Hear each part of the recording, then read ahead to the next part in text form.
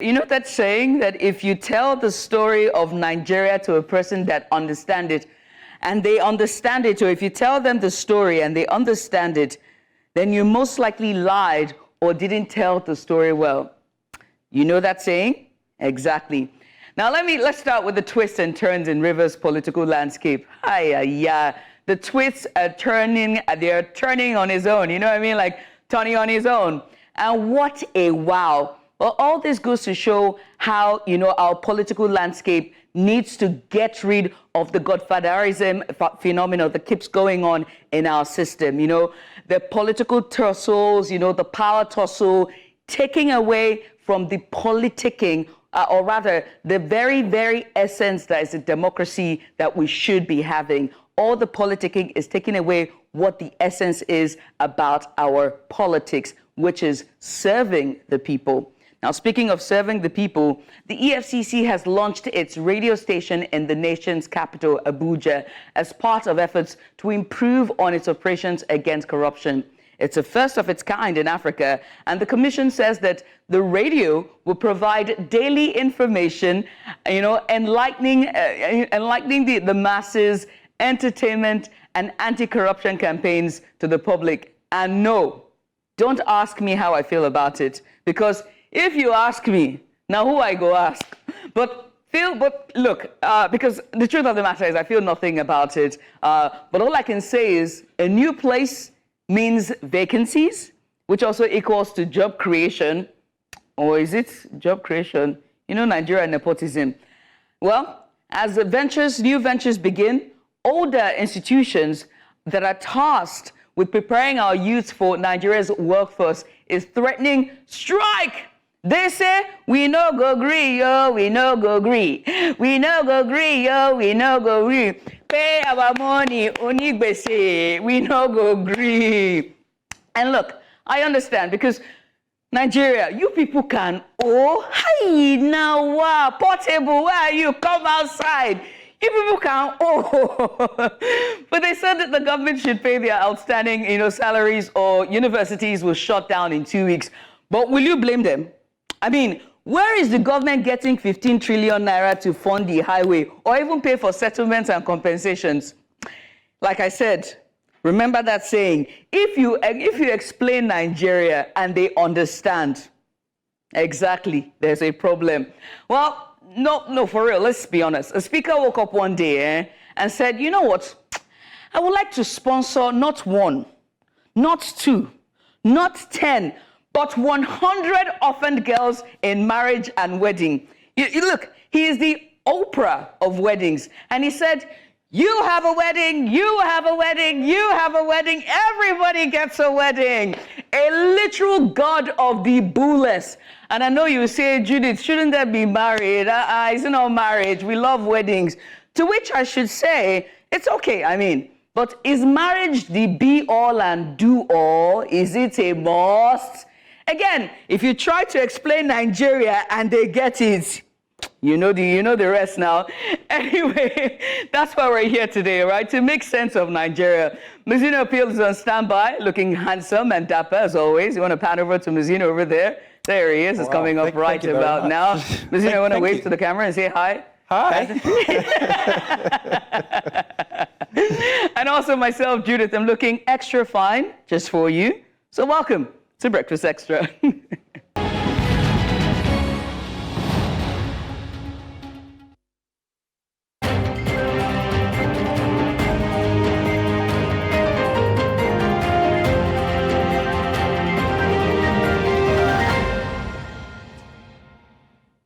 You're welcome. And this, of course, like we said from before, is Breakfast Extra. Good morning to you, Judith. Good morning, Muzino. Are you traveling to Niger State anytime soon? My parents will be excited for me. They would be. They will be. Because finally I'm getting married and I've put them to rest. And you don't have to pay for it. Well, that is if the speaker actually goes on, because he's backed out for now. No, you know what will make this even more better? What? If he just gets me a husband as well.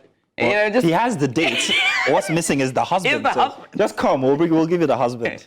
In any case, welcome once again. And to kick off the Sunday edition, let's dive into the front pages of the dailies this morning, giving you a glimpse not just into the front pages of the Nigerian dailies, but some African ones. Let's start this morning. Judith, what are we starting with? Oh, we're starting with Daily Trust. shall we? And this time, the very first story that jumps at you there, inside story of declining trade, raising poverty, banditry along Nigeria-Niger border. That story spreads out on page 4, 5, 6, and 14 of the Daily Trust. Another here, heat waves kills 200 in Adamawa in 2 weeks. And that's on page 10. Death toll worst in decades. The word head there as saying also we are handling the situation. Head of epidemiology. Hopefully this will get sorted soonest. I mean, I think last month was the hottest month according to the Met. So it's really, really bad. Moving on from there now. 2027 PDP members will decide my fate, and that's from Atiku there on page 10. At the bottom there, Niger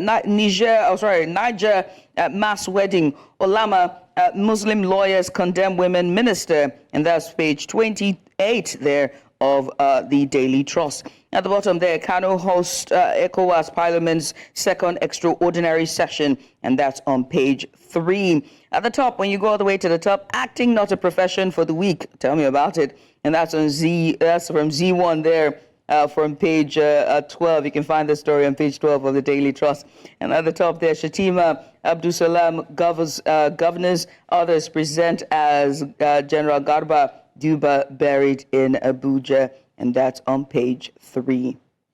All right, now let's move on now to The Guardian for Saturday, 18th May. Here, big headline here that hits you with hike in electricity tariff, cost of drugs, health sector woes deepen. That's on page 2 of The Guardian newspaper.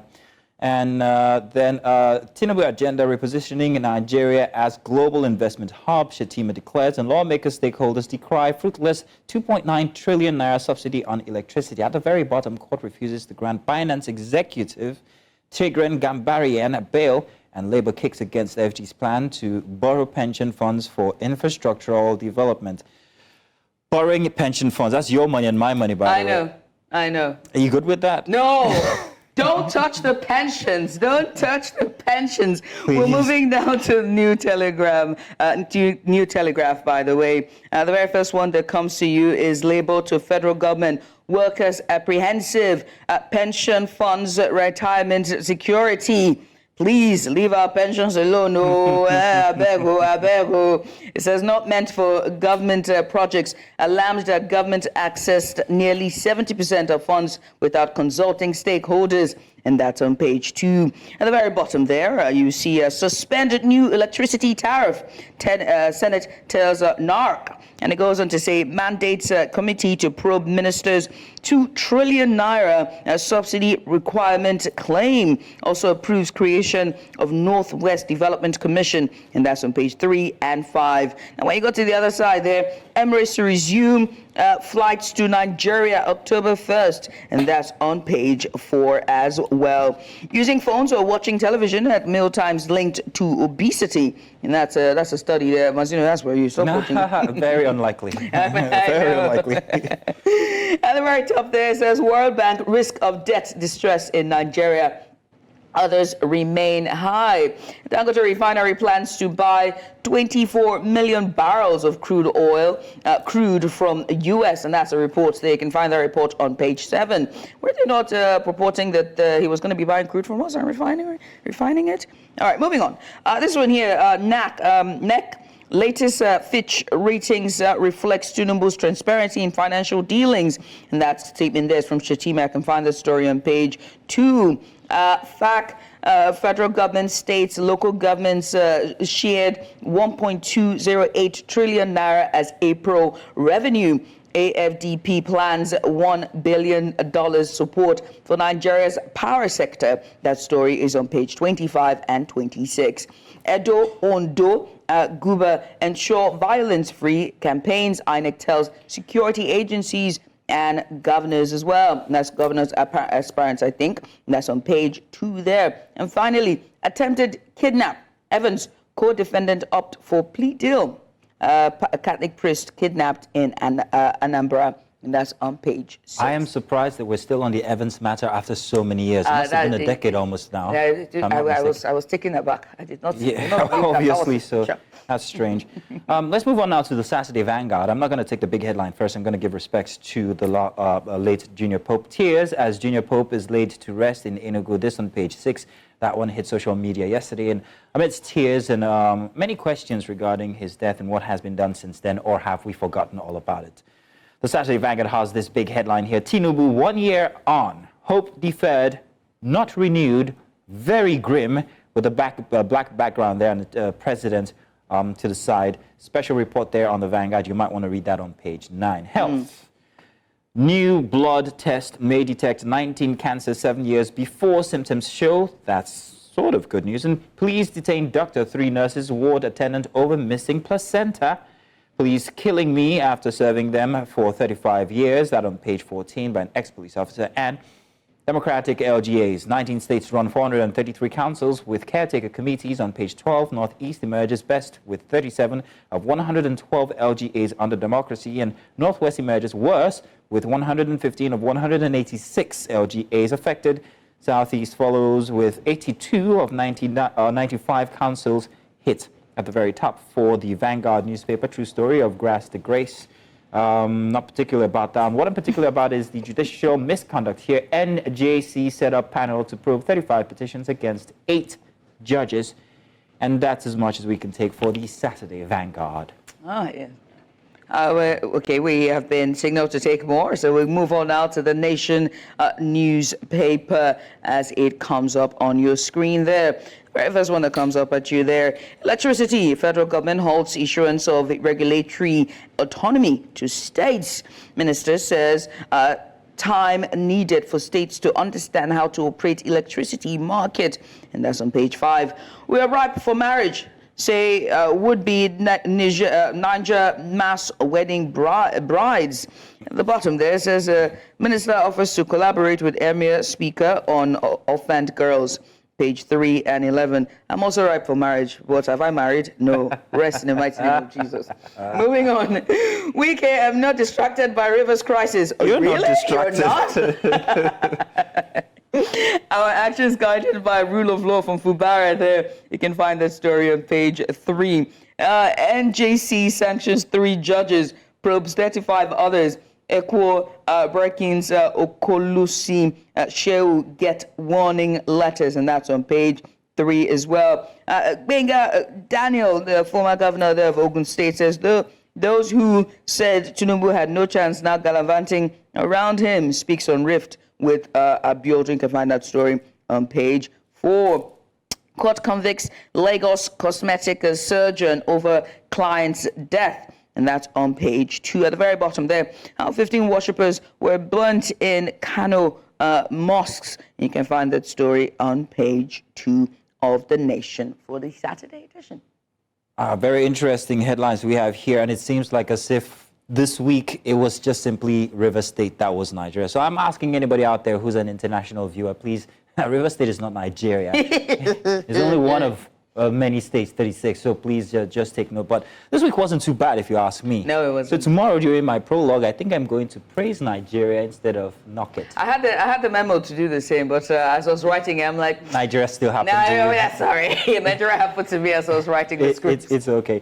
Well, that's as much as we can take for the dailies. Thank you very much for joining us. Do stay tuned because we have very interesting topics to talk about today. Our big story coming up, we're going to be taking a look at so many issues that have, well, I won't say plagued, but stories that have come up from inside of the week. Stay tuned.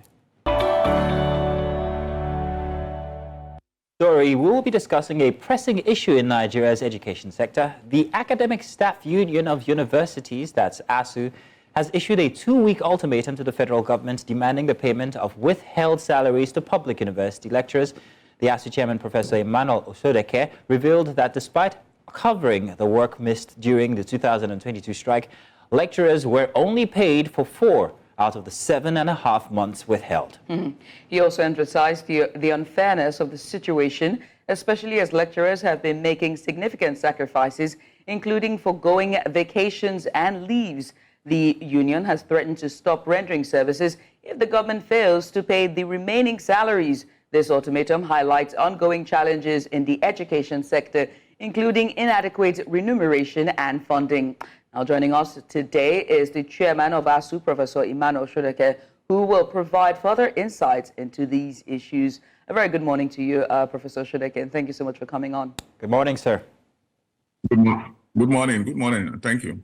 Good to have you on, sir. Professor, now you mentioned that a 2-week ultimatum for the federal government to pay the remaining withheld salaries. Can you elaborate on the specific action ASUU plans to take if the government fails to meet this deadline, and what response have you received from government officials so far? Thank you very much. The truth is that it's not just about withheld salary. There are about 6 issues: renegotiation of agreement, constitutional governing council, payment of the academic allowances that have been outstanding. Then we'll talk about the issue of remaining 3.5 months for a job that we have done. For my union, the president does not take a decision. What we have said that we are giving the government 2 weeks to address this issue, or we'll reconvene to look at all the issues and look at the next line of action. That's what we said.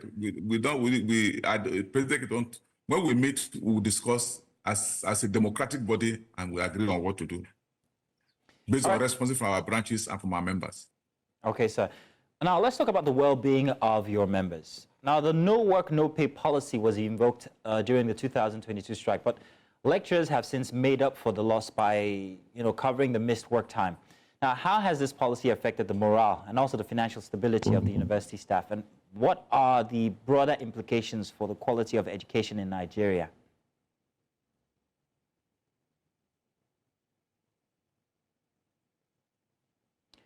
Professor Shodeke, do we still have you? Professor.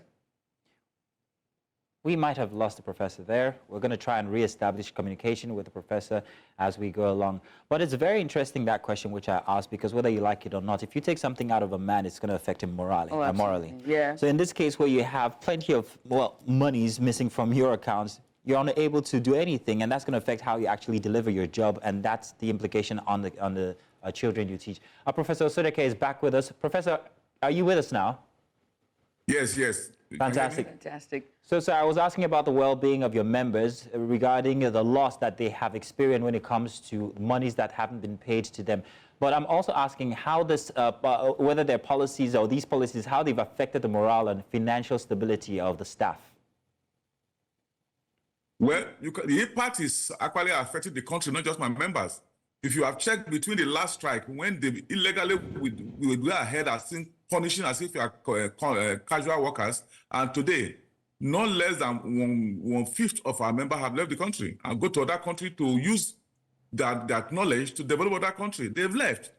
In addition, we have lost so many of our members. Quite a large number have died, and many are still hospitalized.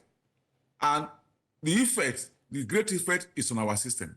It's on our future generation. It's on our country. So when you now wake up one say, instead of negotiating, you say, no work, no pay, you are not punishing lecturers alone, you are punishing the country, which is what the last regime did, and we are having the pain. So my idea, I hope this one, in the spirit of the new administration of the renewed hope, you pay all the backlog and allow the past go, and then we move forward. That is the way to go. We move forward as a country, not thinking about the past. Sit down and renegotiate the agreement that was concluded by the Military Committee and sign. Pay the economic allowances and revitalize fund that was in that 2023 budget. Then when you do this, there will not be any crisis in the system. We have been very patient, as we normally do. When a new government comes in, we give them time. And we are giving this government almost 1 year, and nothing has happened. So nothing significant has happened. So we do hope that within this short period, this government should be able to do something that will encourage our members to say, let's not take any action that will be detrimental to the system and to the country. Let's talk about the implications of all of the strikes and on the education sector, particularly the tertiary institution in Nigeria. You mentioned that while the government can award road contracts worth trillions, it struggles to allocate 200 billion naira for Nigerian universities.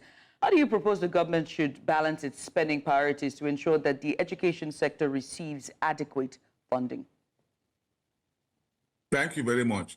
We took an average of budget allocation of education in West Africa, the budget allocation to West Africa. And the least country in West Africa, apart from Nigeria, gives 15% budget to education, but we give between 5 and 7. So that is the problem. And in every country, education should be the priority. Not else. No, we are not saying that should not be there, but the first priority, because any country that destroys education has destroyed that country. Now you want to do little to you run abroad. You are sick, you run abroad. If your system is working, would you run abroad? So there's a need for this government to prioritize education, the future of the country.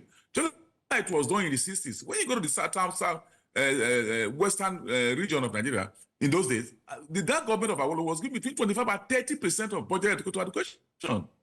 So that is where it should be. Is it possible? Yes. If you watch this year budget, 3 states, Abia State, 20-something%, Enugu State, 20-something%, Osun State, or your state, I'm sorry, 20-something%.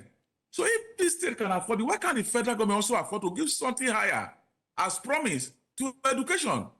Now, the implication is that our children are running all over the world. Even go to Sudan to school, our lecturers are, there's no country you go in West Africa, in Africa, you don't see a Nigerian lecturer lecturing. But you don't have any foreign one coming here. Because we are seeing a country where a lecturer goes home with $300, equivalent of $300 a month. What would that do for you? When fuel alone will take almost all that money. So how will he do his work? How will he do his research? How will he do his publications? With this pantry sum of salary? And that's what we're talking about in negotiations in 2009. Professor Then the Balaki committee was set up. It didn't round up. Musa agreed. It was not implemented. Musa committee, we reached an agreement for signing the dissolved, and so forth and so on. There's a need to look at this system, not just an individual, but about the system. Right. You just highlighted Nigeria's, budgetary allocation to education, and you just said that it's significantly lower than, other West African countries, But look at the 2024 budget, right? It's about 1.4 trillion naira that's been allocated to Nigeria's education sector, with allocations ranging from, 4.5% to 7%. If you look at it in the West African part of it. And what specific strategies do you propose to advocate for the allocation? First of all, let's start with this. Is the 1.4 trillion naira enough? Has it been allocated? And if it's allocated, to what, how should the strategy, what kind of strategies should it be used in terms of implementation to meet standard, at least for West Africa? Well, from our analysis, that's because you are giving, I don't know, maybe we need to look at it again. In comparison to the total budget, what does it come out? What percentage went to the university? What percentage went, when you're talking, you are going to feed children, feed their school feeding, which we've never done. Look, what we are saying, implement the recommended average of a minimum of 15%. And then this thing will go. 2, the other avenue for funding that we can look at, that are in our agreement with we have drafted with the government, that if they look at it, we do not talk about funding. And 2, this money that we have talked about, what percentage will actually be released to the educational sector by the end of the day? What percentage will be released? What percentage, we are now in May, what percentage of that money have been released to the educational sector?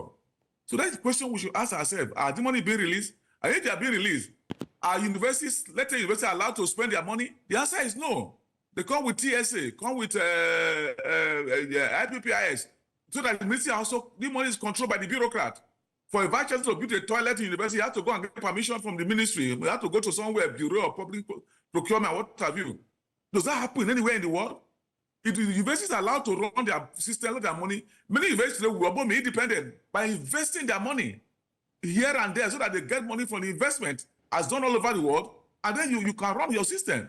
But today, every kobo you want to spend, you must get the permission of the bureaucrat to spend 1 kobo. And they actually want to release the money. So no money comes to the university.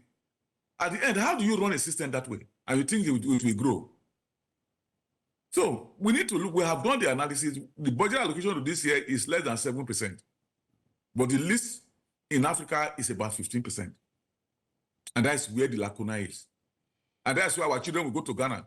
Our lecturer will go to Benin. Our children will go to Ghana, South Africa. But no South Africans will come here. That tells you that something is wrong. We don't even, not ask, it doesn't have to be ASUU that will raise all these issues. If you are a government of a country who pride itself as the giant of Africa, that no lecturer come from any other part of West Africa or Africa to come and teach, or Europe. Meanwhile, you go to South Africa, all these other countries, Benin Republic, Togo, what have you, and you see Nigerian lecturing, people going for that. You know something is wrong with your system, and you have to correct it, and that's what we are saying. So, Professor, you mentioned something about alternatives to funding, and that interested me. I'm wondering, what alternatives are these? Are you a proponent for private education, or perhaps maybe the new student loan policy that's been bandied about currently? Where do you stand? Let me give you this. In 1992, we were on strike like this, and the Wycliffe agreement, and government said they cannot fund it. And we said, okay, give you 1 week, we'll come back to you and see what we can do. Within 1 week, came with a proposal. We then, the military, we looked at it and said it's correct, and they adopted it. It was military. And that's the origin of TET fund today. TET fund, that's the origin. If you go around all Nigerian universities, without TET fund, there would not be federal university or state university today. We would all be dead, like primary and secondary schools. It's the idea of ASUU. Similarly, when you look at the agreement we have today, I'm not going to devote the content of the government agreed to sign. We also have a recommendation there that will enable the system move. Let me give you a quick example. Last year, the federal government increased the tax, education tax, increase it, and ensure that all the companies, no matter who you are, pays. But what has the government done? It took more than 20 years to agree to increase it by 1%. And you look at that 1%, last year, that 1% today, TET fund this year had 600 and something billion to distribute. But last year it was 200 and something billion. So that is the problem. They will not listen to our side. They will not listen to your education. But if these recommendations come from one small group in abroad, they will adopt it. But for us, we tell them something to do, they will not listen to it until we go on strike. Which is unnecessary. We can sit down and look at all the issues, and then we'll resolve it. As long as we speak, so many companies are not paying this education tax. Especially a company owned by Nigerians, big men, Nigerians, who are making so much money, they don't pay the tax. Now, Professor Shodeke, let's make a case for the students, shall we? We know that the strikes have been every other year. In the year of 2022, it was 8 months. And now we are threatening for another strike. Can there be another way so that we can leave our children in classrooms to be able to learn and just task them and prepare them for the workforce? Because it's ever changing, you know?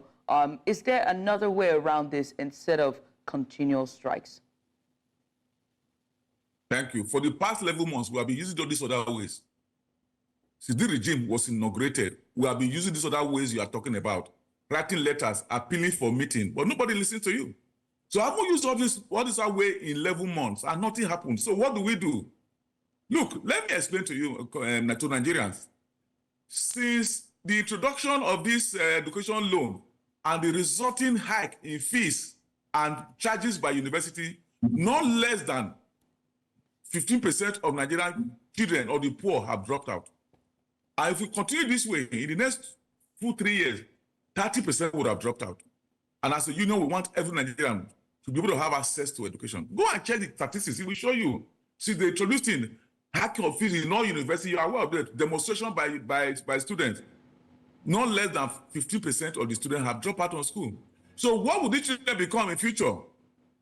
Good and big volume for criminality.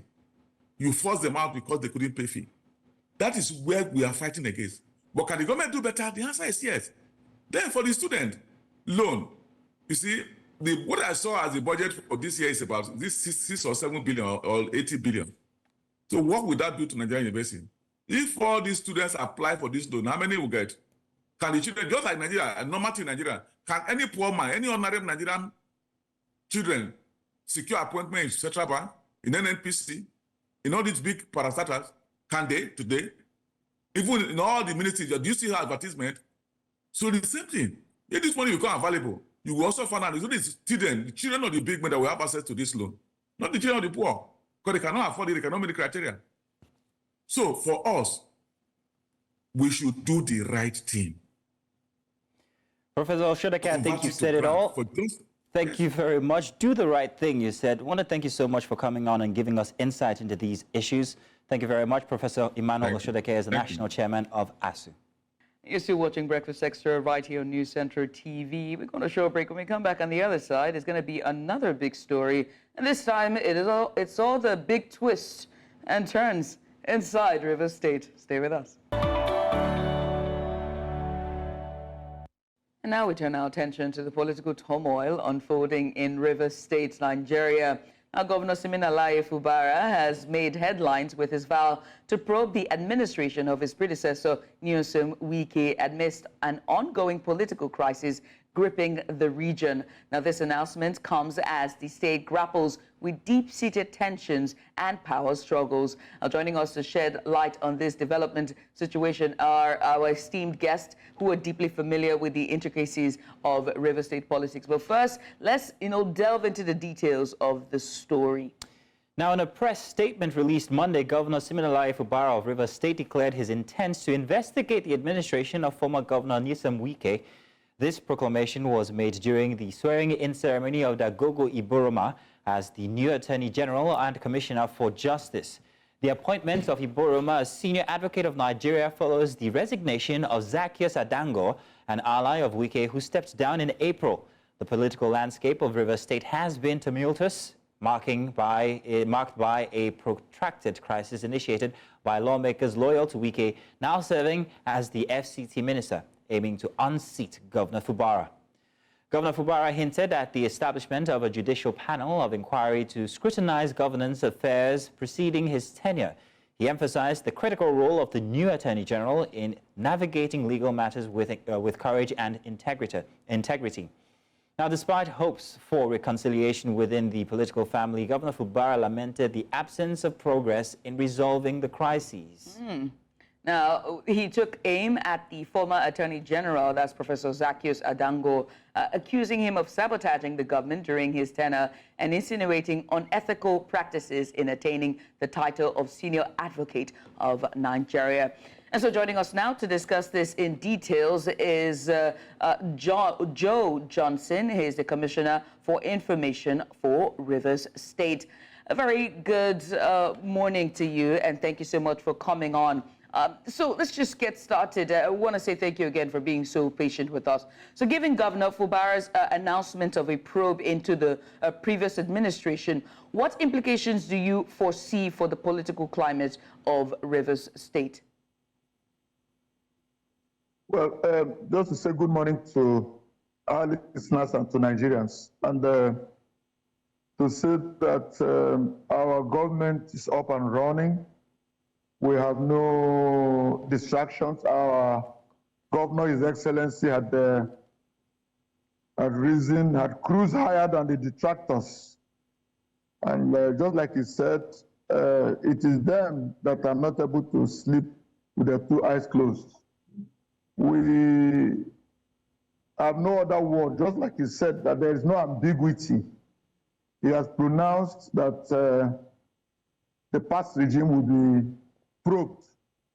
And to put a probe panel is to just do an introspection, to look inwards to see where we may not have gotten it right or where we got it right, so that to set the pace going forward. We have just done 1 year, and it's important that we check our stock and see where the past regime got it all wrong, and then put the template for the future.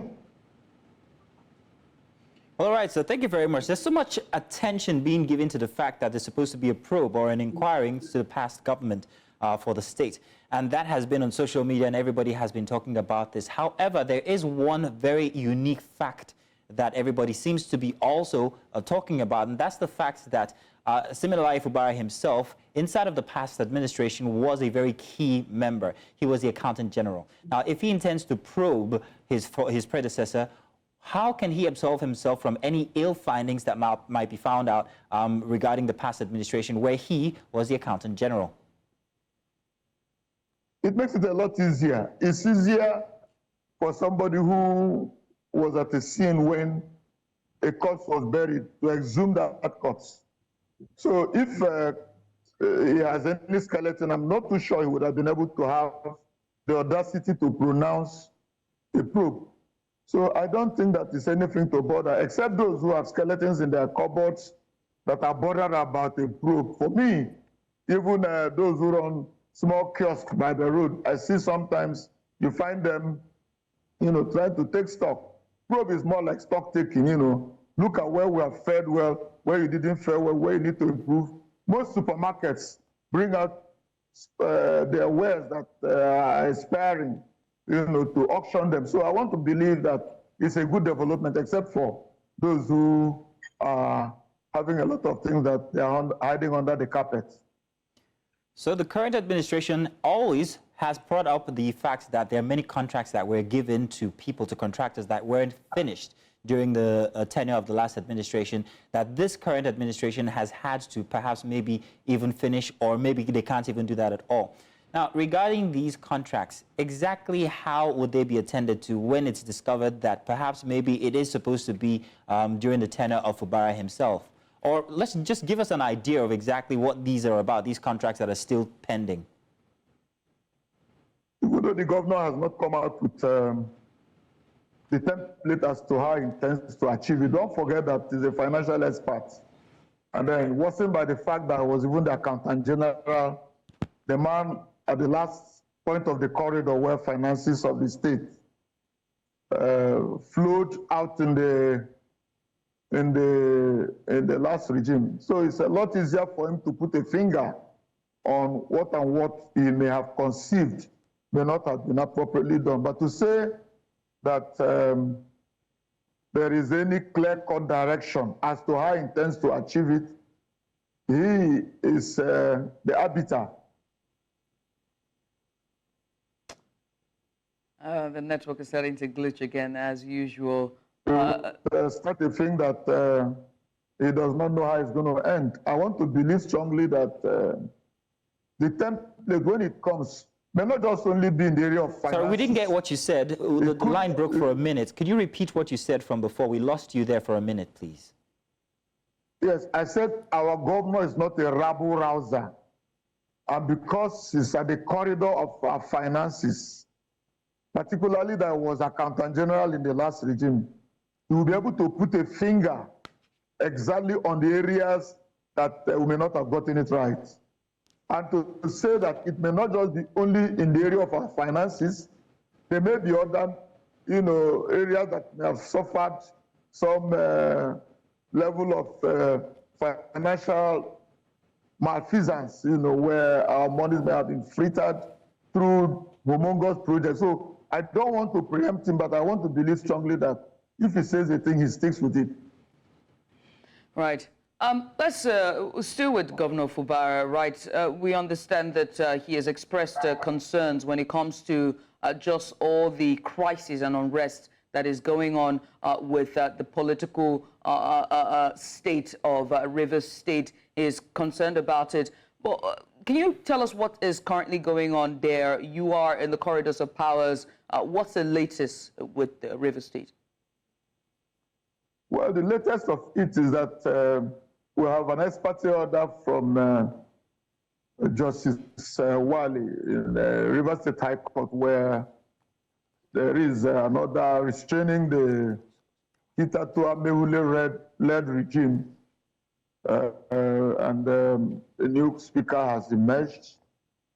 The House is running with their agenda. Only last week they screened the Attorney General of the state, and we have a very stable system. We had our ESCO on Tuesday, and a number of projects were considered. One was specifically approved. The others got, notional approvals. And I want to believe strongly that everything that we have outlined in our 20-day 1-year anniversary of His Excellency is running. We have just commissioned the Tema Emohua 21-kilometer road. The other day we flagged off the one that is linking 3 local governments. Yesterday had 2 local governments, Emohua and the Calabar axis. Emohua local government is an Ikwere entity. So we have quite a number of things running for us.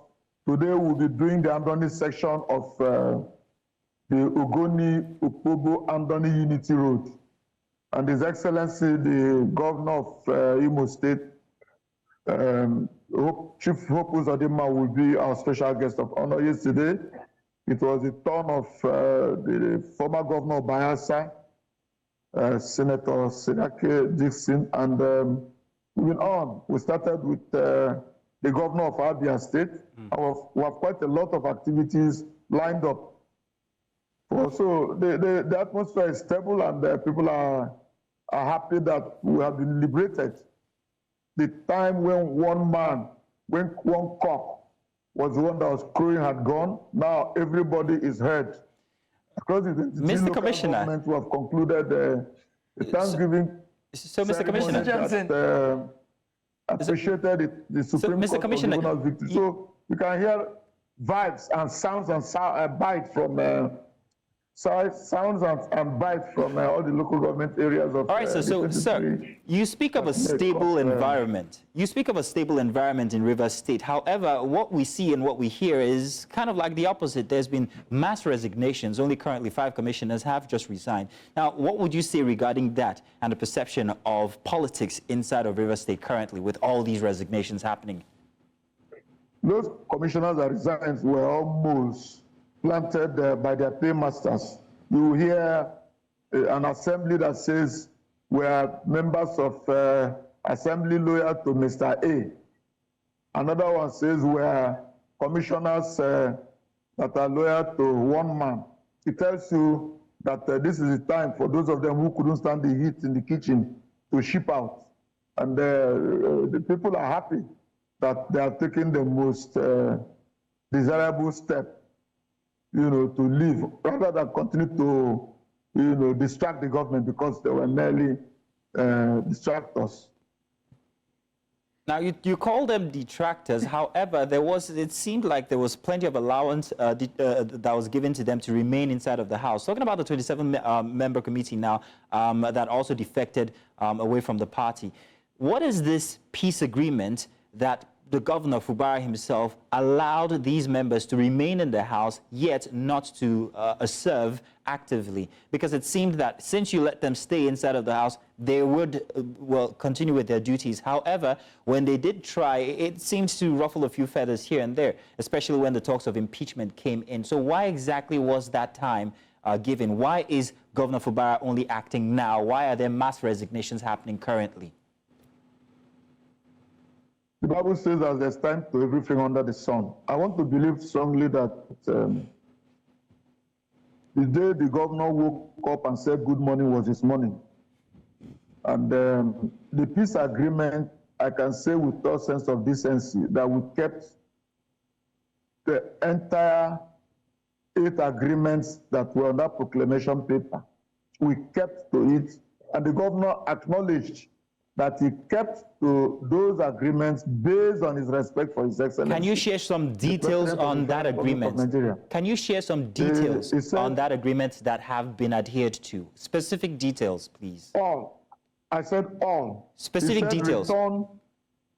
He said return. First of all, he said withdraw all cases. Number 1 agreement was withdraw all cases hitherto filed in the courts.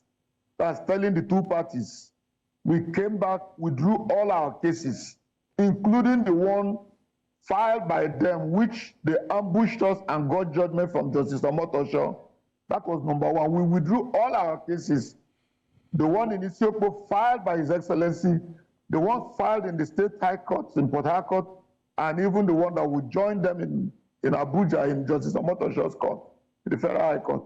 Surprisingly, they ambushed us. After we had withdrawn all our prayers, they went and got a judgment. That's number 1. They kicked off the disagreement. They kicked off the disobedience, in obeying what Mr. President has said. Number 2 is that there shall be no premature dissolution of the local government council. The original fear was that the governor was going to dissolve the councils and appoint caretaker. They said there shall be no premature. And as we speak, today is May 18. in the next 1 month, precisely 1 month from now, 30 days from now, this council would have completed this tenure, the local government.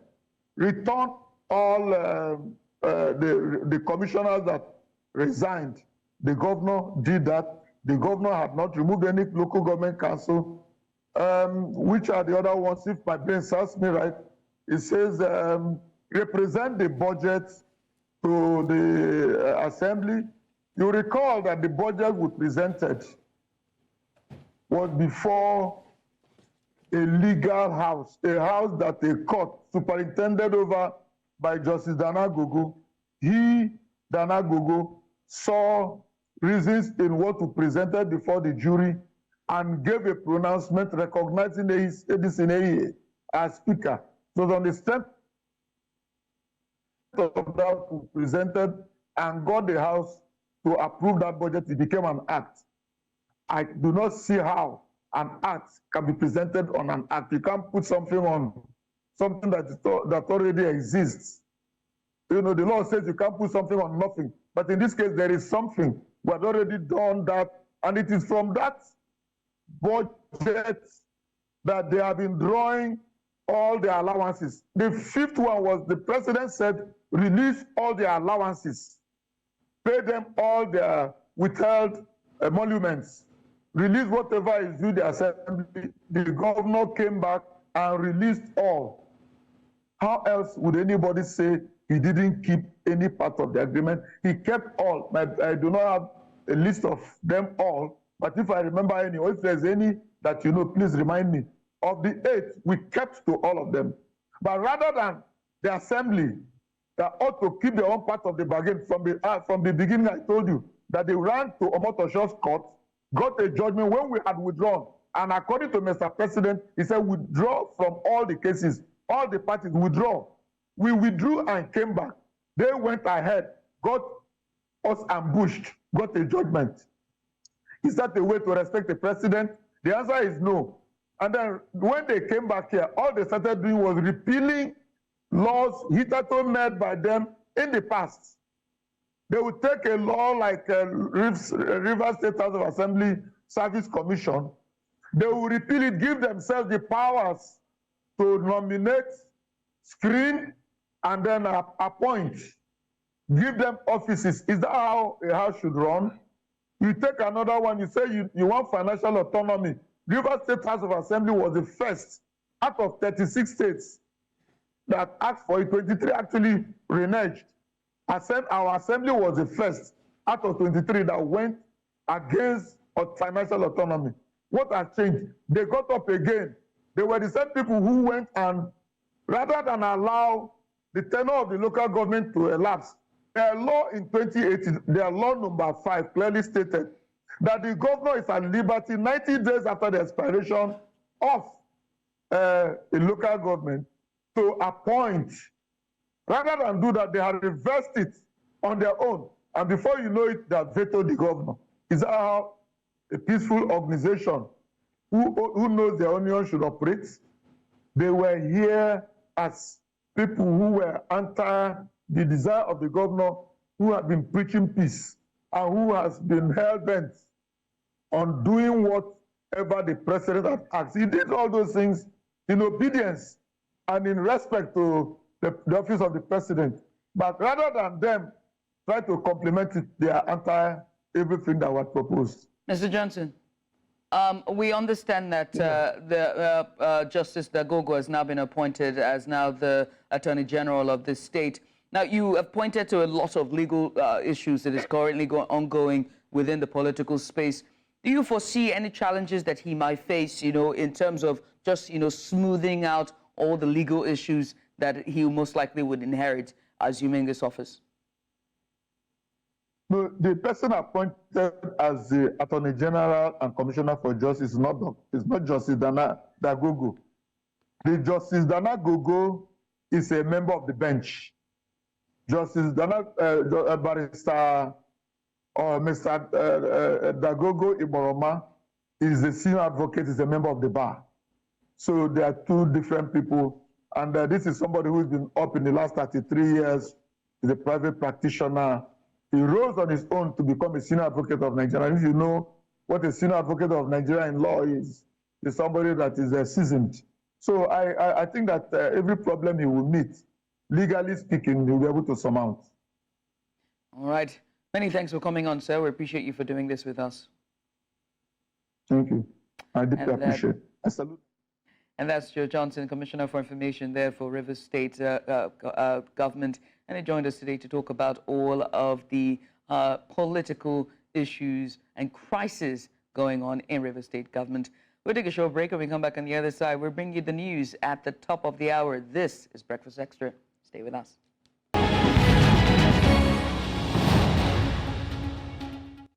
The twist of events. Well, my name is Mazino Peel, bringing you the news for Breakfast Extra. Here are the headlines. Now, the Tripartite Committee on Minimum Wage will reconvene on May 23rd to negotiate a new minimum wage after organized labor walked out on May 15. Committee Chairman Bukar Goni in a letter said members are willing to revise the initial 48,000 naira proposed.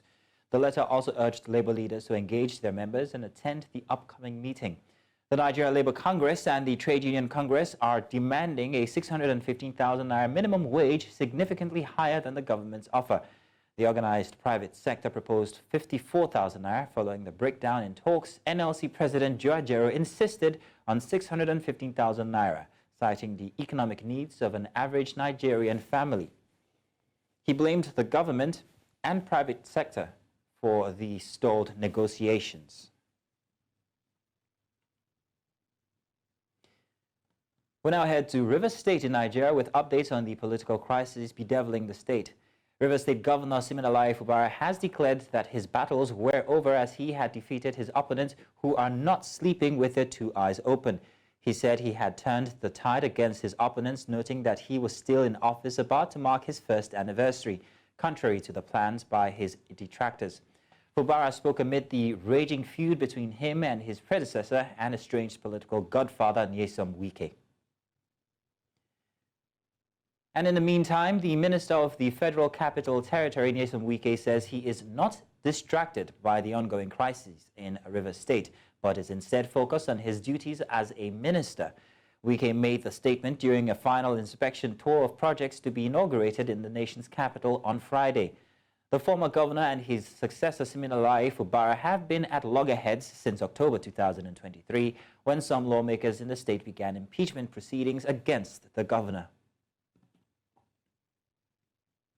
And still talking party politics, the All Progressive Congress in Zamfara State has suspended Sani Jaji, the member representing Kaura Namada Birnin-Magaji Federal Constituency in the House of Representatives, over alleged anti-party activities.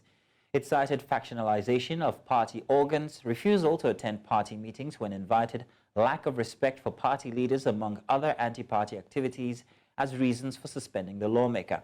Addressing newsmen at the party secretariat in Gusau, APC Publicity Secretary in Zamfara, Yusuf Idris, said the suspension emanated from Birnin-Magaji ward, where the lawmaker hails from. We now head to the courts. The National Judicial Council, chaired by Chief Justice Olukayode Ariwola, resolved at its 105th meeting to issue warnings to Justice Iyang Eko of the Federal High Court and Justice G.B. Berkins Okolosi of the Delta State High Court. Justice Eko was warned for abusing discretionary power by wrongly granting an ex parte order and is barred from elevating for 2 years. Justice Berkins Okolosi was warned for failing to deliver a judgment on time and is barred from elevating for 3 years. Justice Amina Shehu of Yobe State High Court was also cautioned for issuing right of possession conferring title on the defendant in a suit when there was no subsisting judgment of any court to enable his lordship issue the writ. Now, the NJC reviewed 35 petitions and will further investigate 8. Additionally, 86 judicial officers were recommended for various court appointments. And more news. In the meantime, a federal high court in Abuja on Friday denied the bail application of Binance executive Tigran Gambarian. Justice Emeka Nwete, while delivering the ruling, held that he refused the bail application, having carefully gone through the application submitted before him and resolved that the defendant will jump bail if granted. Gambarian, his company, Binance Holdings Limited, and a fellow top executive currently on the run, Nadeem Anjawala, were charged by the Economic and Financial Crimes Commission with money laundering and terrorism financing. Now, still staying in the courts, the Federal High Court sitting in Lagos has convicted and sentenced the medical doctor and founder of MedContour Services Limited, Dr. Anu Oluwapo Adepoju, who was standing trial for conducting a failed plastic surgery that resulted in the death of one Nneka Owozuligbo in 2020. Justice Mohammed Liman found her guilty and sentenced her to a 1-year jail term. However, she was given the option of paying a 100,000 naira in lieu of the jail term. The Nigeria National Petroleum Company Limited has clarified that there was no fire at the depot in Apapa, Lagos. Earlier reports by the Lagos State Fire Service mistakenly identified an NNPCL terminal as the site of the fire. NNPCL's Chief Corporate Communications Officer Olufemi Shoneye said the incident occurred at HOGL Energy Limited's tank farm. The fire caused by petroleum products spillage has since been extinguished. NNPCL and other depots have resumed loading activities, and the incident will not affect the supply and distribution of petroleum products nationwide, they say. And we now head to Delta State, where the government has commenced demolition of structures erected on lands owned by the state government. News Central's correspondent Austin Azu, who monitored the exercise, completes the report here. House owners and occupants of these buildings around Musa Camp area, Asaba, are watching helplessly as their property are reduced to rubble by the bulldozers and excavators of the Delta State Task Force are recovering of government lands. Boko Haram pursued me from Kano State, damn here in my state already. See, I'm a widow with 7 children. See what our governor told these people to demolish our houses. If they tell us to regularize, at least we borrow money to regularize to the government. This hard time, where can I get another place to keep my children? With 7 children, even this year, for this university, my 3 children is there. See where we can't demolish. We know they drag the land for una, but at least una for say make we give us like 1 week or 2 weeks. Say make we pack out everything. See what you wanna do. Everything that does scatter them. Prior to the demolition, the Onitsha and Iyasere communities have laid claims to the land, saying it was leased to a missionary in 1954. But the Delta State government claimed the land belongs to Dennis Osadebe University, Awai, Asaba. Chairman of the task force said they were mandated by the state government to recover all government lands illegally occupied by individuals or corporate bodies across the state. He cautioned land grabbers across the state to stay away from government property. We are people that will do everything under the law. Where we are standing is in the university land. And this land was acquired so many years ago. We have the documents as state government. If you want to see it, we'll give it to you. If you live here, go to the University Authority, the archive is there.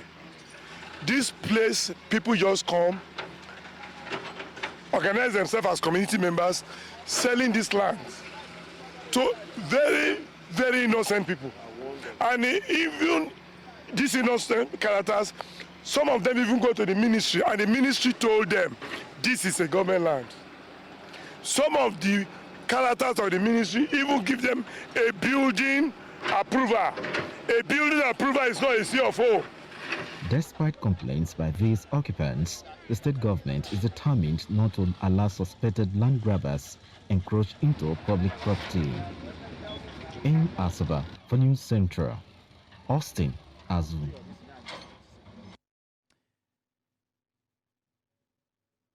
And that's all inside of the news this hour. It's back to you, Judith, and I'm wondering why my name isn't there. I should be saying Judith Amazino. But back to you, Judith, for the rest of Breakfast Extra.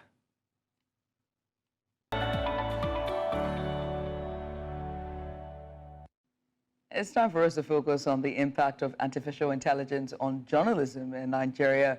Now, the rapid advancement of AI technologies is transforming various sectors globally, and journalism is no exception. And to begin, AI is being integrated into journalism in various and numerous forms, from automating news production to personalizing content for readers. However, with these advancements come, significant challenges and opportunities as well. Yes, indeed. Today, we'll explore the challenges and prospects of AI in Nigerian journalism. To help us understand this dynamic topic, we have a distinguished panel of veteran journalists in the studio with us. Joining us are, of course, broadcast veteran Bimbo Oloyede and AI enthusiast and marketing specialist Nkasobi Chukwu. You're welcome. Good to have you. A round of applause for I just wanted to say that before we start, I'm a bit nervous to be in your presence. Yes, we are. You can see me reading and You would stumbling. understand why, of course, wouldn't you? To have her in the studio here is like a piece of my childhood come true. And welcome, madam. Thank you very You're important much. too. Welcome. Yeah, you're Cassie. welcome.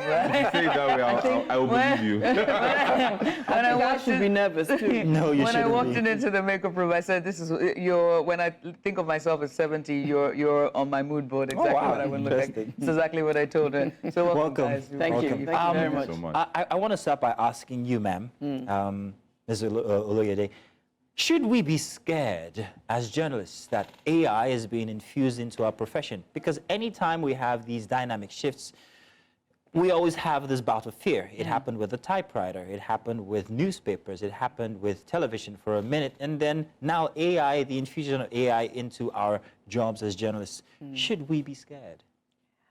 I don't think so, frankly, because I really don't believe that machines can really take over human beings.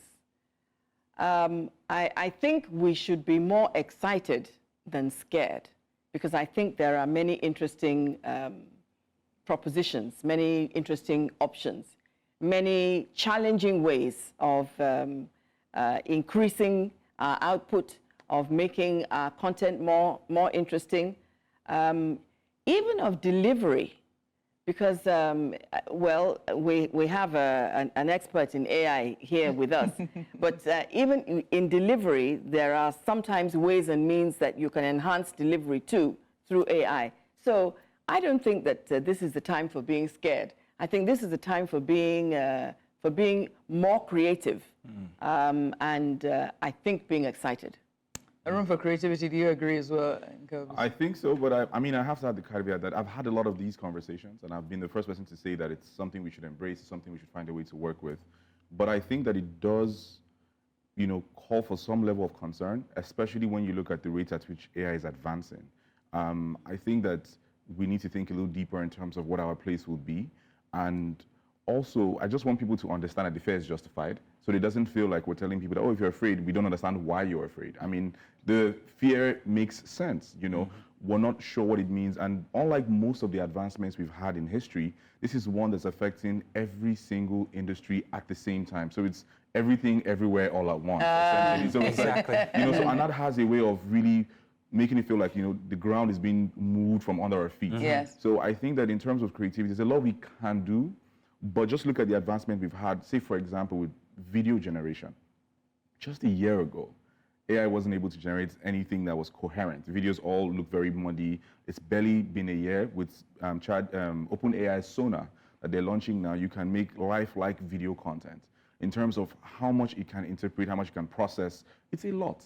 So the question is, what happens 5 years from now? Where are we going to be? We're able to get interesting content, but Lifelike videos that you just said, and which will now take us to the next question about ethics, right? And I'm going to start with the journalism, Andrew, before I come to you, and I'll come to you, Ms. Oloyede. In the newsroom, there are ethics that we're meant to abide by, and many things we're supposed to do in terms of journalism, the very ethics. With that level of intelligence, can the lines be blurred when it comes to the ethical code of this very esteemed profession?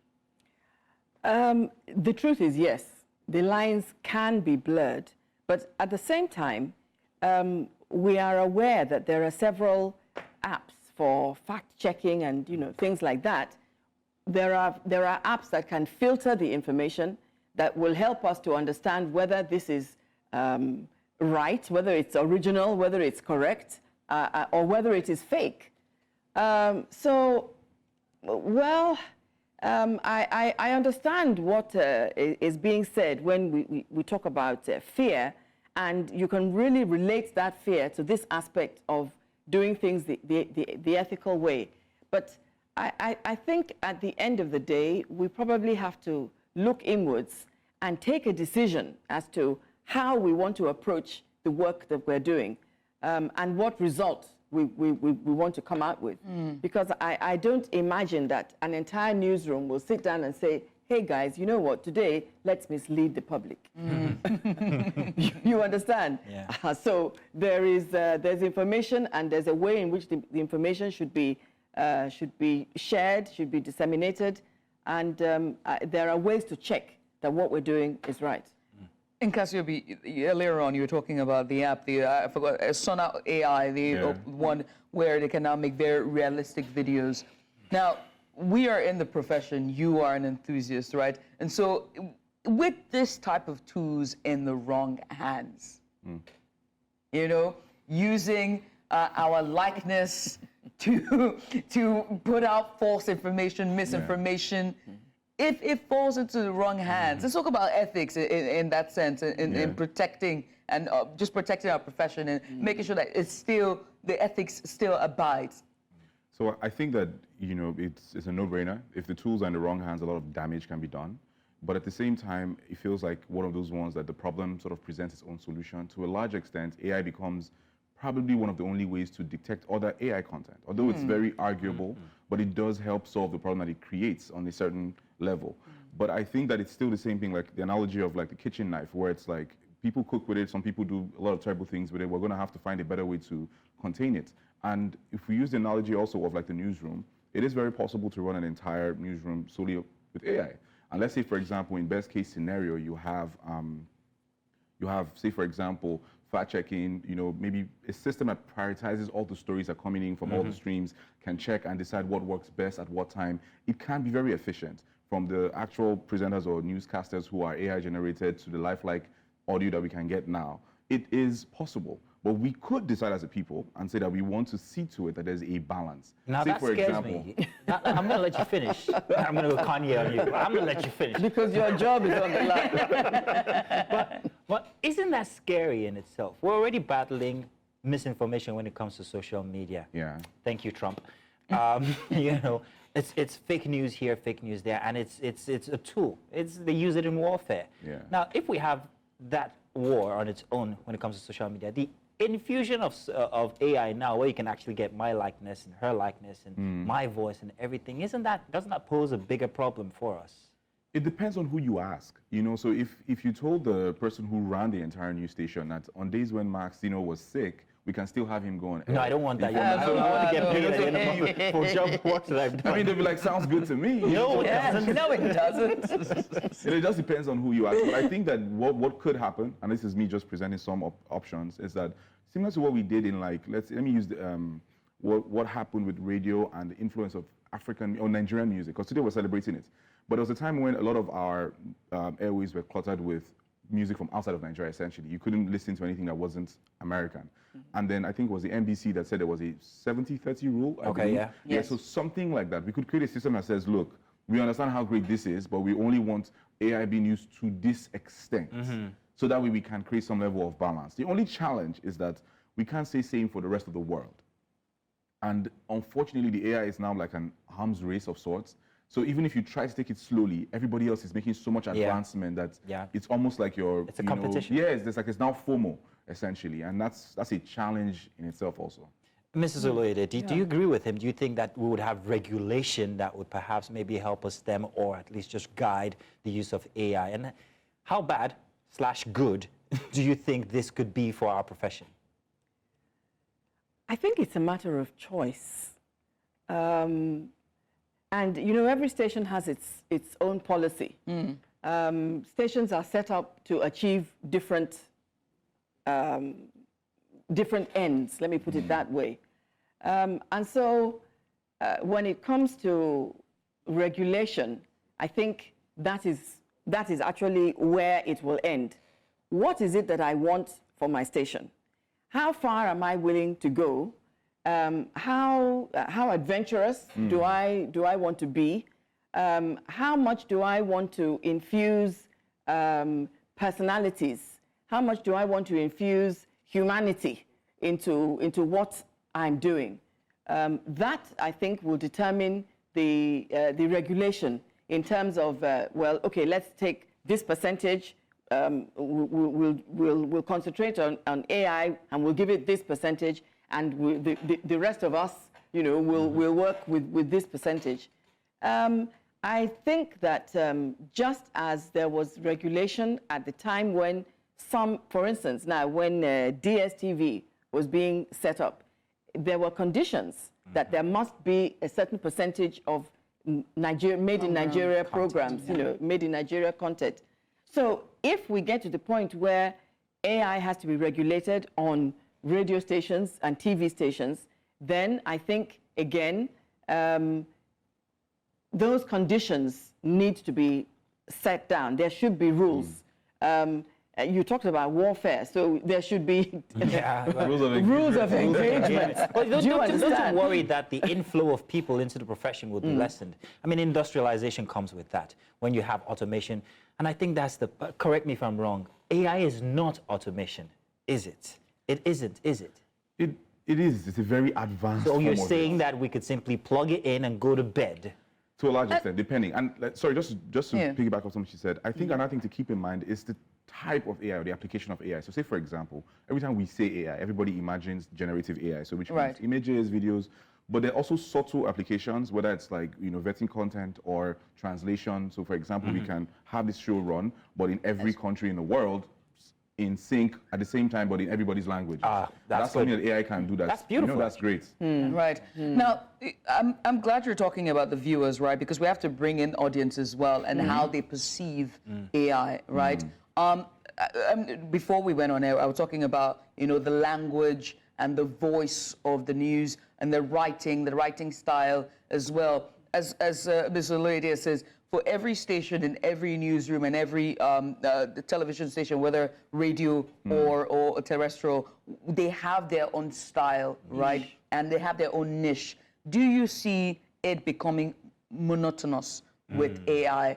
And do you see what you perceive the reception of audience to be to AI? I think that it will not be monotonous because the guys who are building these things are making a lot of effort to create as much dynamism as possible. So AI can mimic a lot of personas, personalities, or approaches when it creates content. But in terms of the audience perspective or reception to this, the challenge is that beyond a certain point, people just don't really care. And I think that it's also a thing about generations or demographics. For those of us who are, I think we're like, as millennials, we're like the last point or last line of defense. Everybody younger than us doesn't feel so deeply about it because they were born into an era where they were already online. We're the last people who experienced the world without the internet and smartphones. The rest of them they were born into, so it feels normal to them. So a lot of the things that we're pushing against and a lot of the nuances we're fighting to save is sentimental. It's sentimental, yes. Yes, nostalgia. It's interesting you should talk about the... No, I was waiting. Madam, do you want to add something to his answer? Well, yes. You see, in as much as for Gen Zs, they are used to a certain type of, I was going to say tone, but culture? Not even culture. We're talking about the tone. So they are used to a certain monotone. But I tell you something very interesting. Some years ago, I went to speak to a group of students, and I was reading something to them. And at the end of it, I had been warned, actually, by the lecturer that their attention span was very limited, okay? So I was reading something to them, and at the end of it, one young lady stood up and said, you know, we don't usually listen to things like this. We're not usually, it's not that we're not interested, but we switch off very quickly. But I don't know what it is you did, and I don't know quite how you said it, but all of us listened. So that tells me that unless AI can reproduce the inflections, the emotions, and the intonations that the human voice carries, then, well, I'm not saying that it will not be successful, but it may be short-lived. Well, you said something, in terms of the newsroom. This gentleman here is responsible for taking people's jobs away. He's created Africa's first AI-generated, is it music or produced music? Yeah, it was a music album, and now there's Music an artist. album. There's an artist that's AI-generated. Now, he did that. Now, I want to ask you based on that now, how has it been inside of the music industry? First off, let's remember that only just a couple of weeks ago, Kendrick Lamar, wasn't it? Sorry, it was Drake. It was Drake and Tupac's voice. Tupac and who else now? Tupac it was Tupac's voice. Yeah, and it was, I mean, it was believable. So how has that affected music? In your expert experience, you being a person who has there's still taken... been a lot of pushback in music. Music is one of the places that has not been as affected as most industries, not because of anything else, but because the powers that be are trying to keep it at bay, but while they're trying to figure out the best way to, inculcate it, there's still a lot of impact.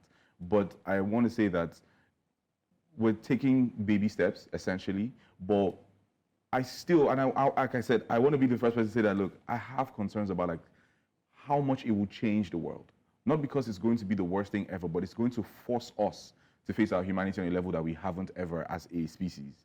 But the other thing that's scary. It brings back memories of Skynet. Oh, that was Terminator. What is wrong with you? But to also answer what she asked, AI can mimic these inflections. We've seen it now, ChatGPT or OpenAI through the new GPT 4.0.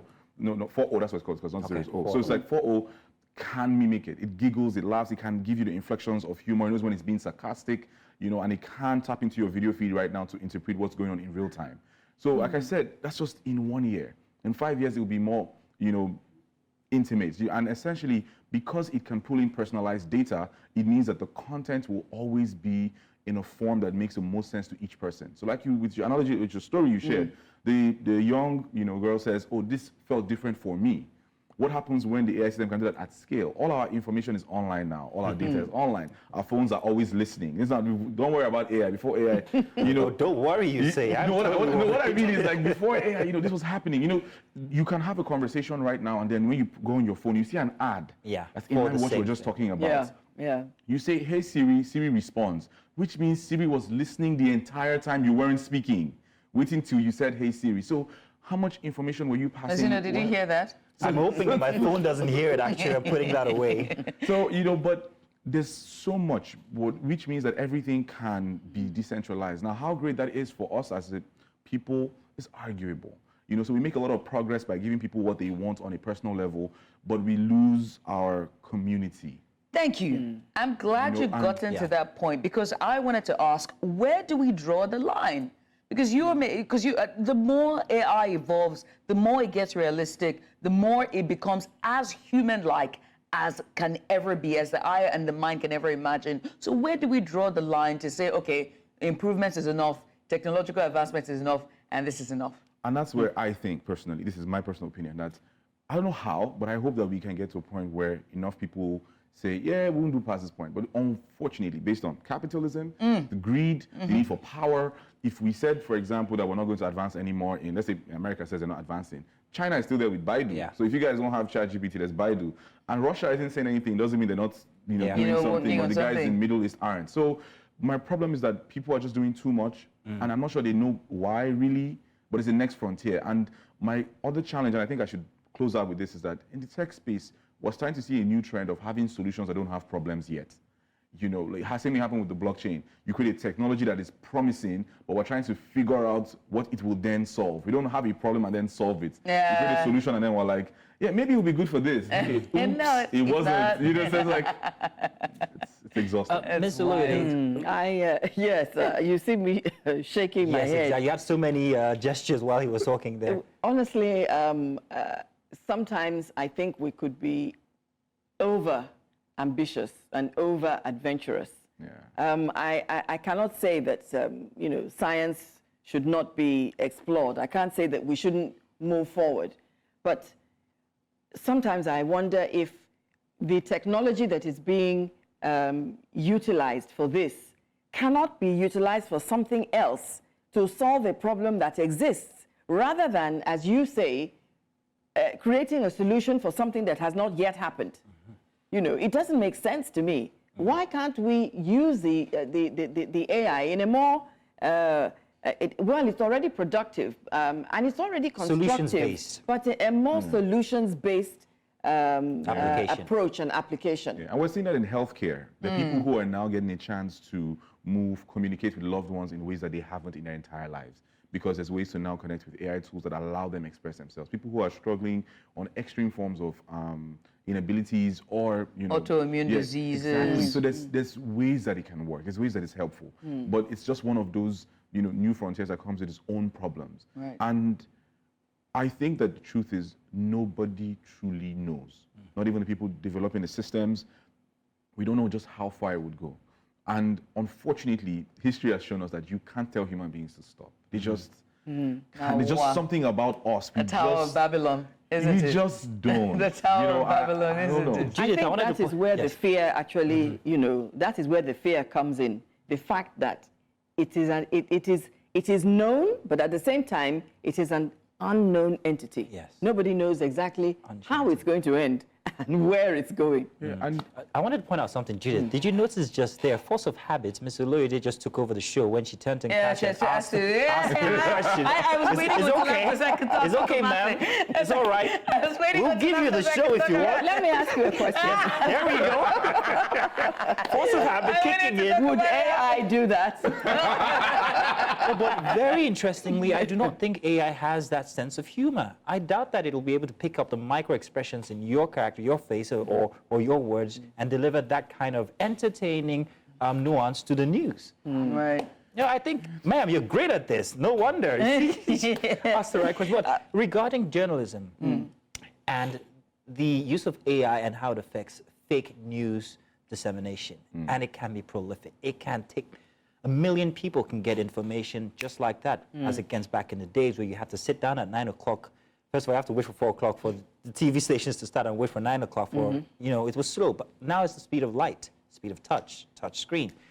How do you think, what fears there lie in regarding authenticity in the news when it comes to the use of AI? Well, I suppose that one actually should be very cautious and should be very wary. But as I did mention, there are fact-checking apps that people can utilize. I imagine that the editor, the news editor, is the person that really is going to have the nightmare, to a large extent. But I think perhaps also the news anchor may be part of that bad dream. Because when the information goes out, and it goes out through the news anchor, you are more, well, I would say you, because you just read a news bulletin, for instance, you would be held responsible. Oh, no. More so than the editor, because you're the face. You're the face. Exactly. Okay? So even though eventually the editor is going to carry the can, but you are going to be the one that, yes, you will be the first port of call. So I think what is going to have to happen is that just as news producers, news editors have to be extremely careful, let the news anchor not assume that because it has gone through a process that it necessarily means that it's correct. So the news anchor will also have to do his or her own bit of research and due diligence. Right. Yeah. Before I let you go, I know the youngsters are most likely listening or watching if they decide to get out of the bed after a long Friday night. But they would definitely catch this, right? Or if by chance someone stumbles on this video, what advice would you give a youngster who's who's seen the dream and it's right in front of them and they want to grasp it, but they're afraid that AI will take their jobs? Or better yet, they're not as smart as an AI. Are you talking as within the field of journalism, or you're talking generally? Oh, yes, in the field of journalism. In the field of journalism. I think that if you have the right degree of passion, I don't think AI is going to stop you. If you're passionate, if you're interested, and you are in it for the long haul, not just to get out what you can make out of it, momentarily, then I don't think AI would be your issue. Nkasi, what jobs are you taking next? Are you planning on AI for journalists? This is, I feel like I'm the good guy that's being painted as a bad guy. Martina makes it look like I'm Lex Luthor. Meanwhile, I'm Tony Stark. It's not, it depends what tower you're looking down from.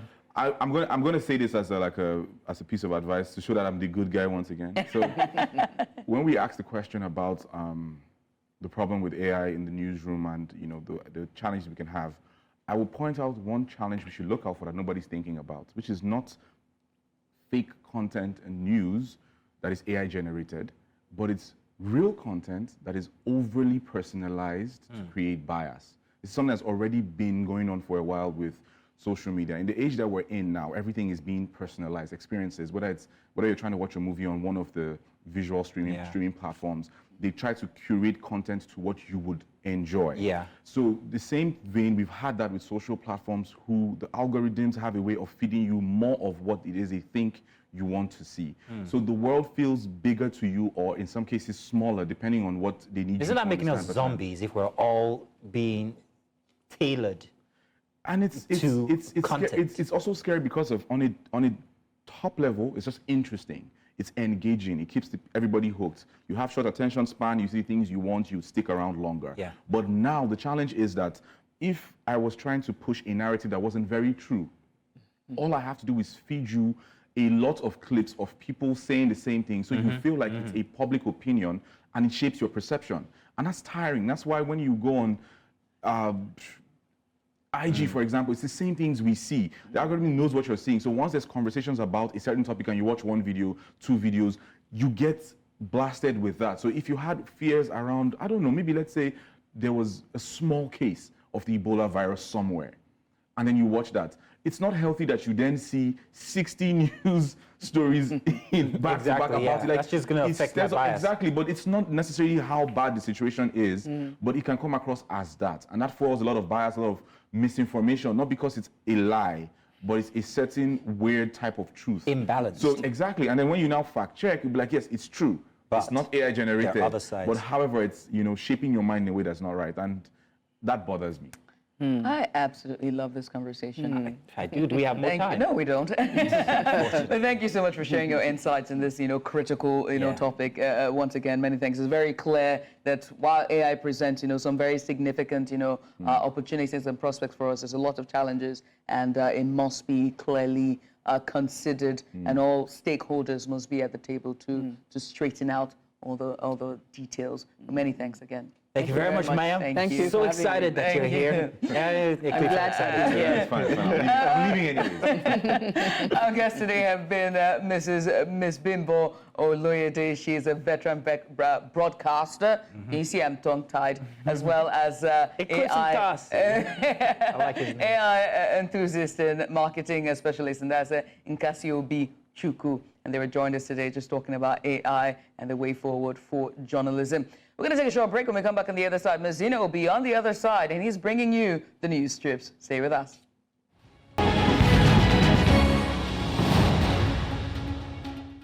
And thank you very much for staying with us to take a look at the best editorial cartoons from over the past week in a segment we like to call the strips. Let's start with our very first one, which is from Business Day newspaper over the week. Business Day always have a very interesting strip for you guys. If you guys aren't following the strips, then I don't know what you've been doing, but they're always very great. Now, take a look at this one now. Very interesting from Business Day. I'm going to step aside for a minute. Aha, just a few I can carry right now. Later, I'll bring the rest. And, of course, you know who that is. With the iconic hat, there it's Mr. President carrying our Uwo boys, Uwoja, tax, cybersecurity levy, fuel subsidy removal, high electricity tariff, and this here is poor Nigerians, you and I. We are the sacred cow. I'm not sure if sacred cow is the word. Judith, do you agree? I mean, does this hit you anywhere? Funny bone? No? It like does. Real life, too real? It's too real. It's too real. I don't like to look at it. I'm scarred.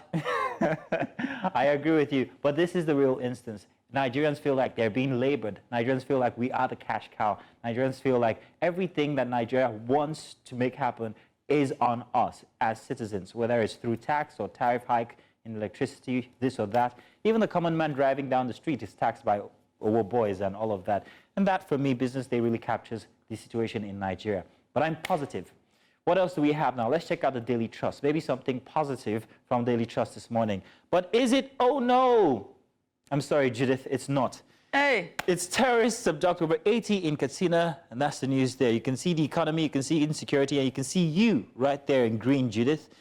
As Nigeria continues to take its turn on us, battering us up and down. Judith, what's your say here? How are you coping? I am still traumatized. You keep doing this to me, Muzino. Give me something. I've got a question for you, Muzino.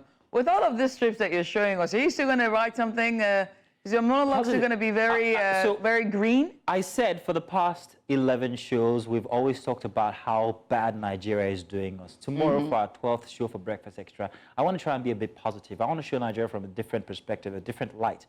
After all, after Harry and Meghan's visit, I think they're still here, are they? I'm not too sure. We got a lot of bad press, especially from royal commentators. And Nigeria isn't that bad. And leave those people, I beg. So we know what. Say what it is. Let's address the dinosaur in the room. I don't want to be part of the bashing anymore. No. I want to, you know. Maybe there's something interesting inside The Guardian. I'm not sure. But let's check out the strip from The Guardian. I'm hoping that it does us good. Guardian, please, we have our fingers crossed. From The Guardian this morning, and I hear the FG is planning a performance-based salary scheme for workers. More work, more pay. Is that what you think? What about performance-based salary scheme for part-time honorables so that instead of jumbo pay, they'll be earning jumbo peanuts? And that's the Ministry of Scribbles.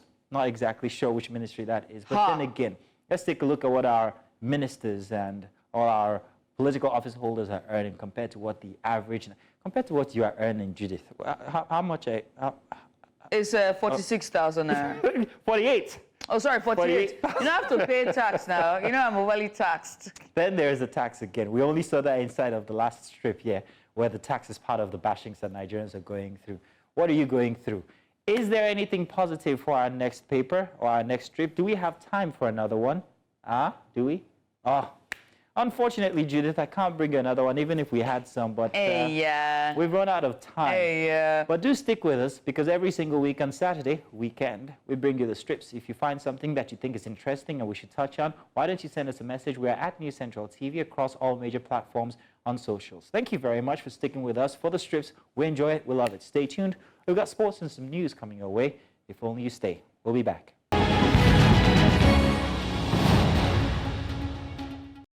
Welcome back. You're still watching Breakfast Extra. So Nigerian table tennis players Ophium Egden and Olajide Omotayo, they have qualified to the 2024 Paris Olympic Games. The duo are currently in Rwanda for the International Table Tennis Federation Africa qualifiers, were in blistering form for their quest in the Olympic tickets. African Games bronze medalist Edem defeated Tunisia's Fadwa Gatsi at 4-2 in the women's singles semi-final to ensure that she placed a fifth appearance at the Olympic Games. She has competed at the 2014, 2012, 2016, 2020 Olympic Games. In the other semi-final, we had Cameroon's Sarah Hafo. She defeated Nigeria's Fatima Bello at 4-2 to also claim the Olympic sport. In the men's singles semi-final, we had Nigeria's Olajide Omotayo. They dispatched Congolese Bolaji Idowu at 4-0 to qualify for the Olympics. This will be his second consecutive appearance, with his first being at the Tokyo 2020 Olympics. The trio of Olajide Omotayo, Ophium Egden, and Aruna Quadri, they have qualified for the 2024 Paris Olympic Games. Moving away from here straight to handball, as safety shooters and canopilas, they clashed on Friday, and that ended at 21-21 as both teams, they battled to maintain their place among the leaders in the ongoing Andover Handball Premier League. This in Benin City, Edo State capital. With Tojo Marine Academy and Niger United winning their games, shooters and peelers knew that they only needed a win and they could try to better the chances in the championship. In the female category, we had Plateau Peacocks. They beat Bendel Dynamos at 32-21, and Imo Grasshoppers defeated Coas Babes at 34-21. Let's see what the standing is saying for the handball Premier League, of course, ongoing in Benin City. We have Tojo Marine right now. Of course, they top the table, 15 points. Niger United are in second position. Rima Strikers in third. In fourth, Safety Shooters. Benue Buffaloes, of course, in fifth. And the sixth position has the Defenders. So top six from the Andover Handball Premier League at this time, the male category. Moving away from here, let's take you to athletics, where the hammer has come hard on Kenyan long-distance runner Rogers Kwemo. is a world junior 10,000 meters champion and was on Friday banned for 6 years. This for repeated athletes' biological passport violations. The Athletics Integrity Unit called the violations extremely serious in nature, with the ban backdated to August 8, 2023 and running up till 2029. Of course, all his results from July 18, 2016 through to August of last year have been squashed. Kwame, most notably, of course, he won the World Junior Championship in 2016 and the Commonwealth Games bronze at the Gold Coast in 2018, both over 10,000 meters. He finished 4th in Doha at the World Championship in 2019, 7th at the event of COVID-delayed Tokyo Olympic Games in 2021, and 19th or 15th at the 2022 World Championship in Eugene. Kwame, of course, he's based in Japan, claimed that there were some discrepancies, of course, that were caused by changes in climates and altitude, but the panel rejected those explanations coming from him. He now has to suffer 6 years ban coming from the Athletics Integrity Unit. Let's move away from here, take you to the world of football you long waited. Juventus have sacked Massimiliano Allegri 2 days after he led the side to an Italian Cup final. The Turin side beats Atalanta 1-0 in Rome, but Allegri was sent off late on for ranting at the match officials and waving away sporting director during the celebrations. The Italian Football Federation Disciplinary Tribunal launched an investigation into Allegri, and on Friday, Juventus confirmed that he was no longer their boss. Juve's 1-0 win over Atalanta, thanks to Dusan Vlahovic early goal, gave Allegri a 5th Coppa Italia title as a manager. Even before his antics at the Stadio Olimpico, the 56-year-old had been expected to lose his job and been replaced by Bologna coach Thiago Motta. Now let's talk about the English Premier League. For all English Premier League fans, you know final day jitters are here upon us, and we cannot wait to know who will be the champions for the 2023-2024 Premier League season. It is the final day, of course, and the battle is between the top 2 sides, Manchester City and Arsenal. As we can say, who will be the champion? Will Manchester City get the 4th consecutive title in the English Premier League, or would Arsenal try to get their hands on that title? That's the question being asked by a lot of Premier League fans. Let's see the top 2. In the mix here, the battle is a 2-horse race right now between Manchester City and Arsenal. And you can see just 2-point difference. City sitting atop the table with 2-point difference, with Arsenal occupying 2nd position. But the final day games for Sunday, we long waited for, of course, will be crowned the champion. We have the likes of Manchester City. They will have to face up with the likes of Everton, not Arsenal with Everton, I beg your pardon, Brentford with Newcastle, Brighton with Manchester United, Burnley with Nottingham Forest, Chelsea with Bournemouth.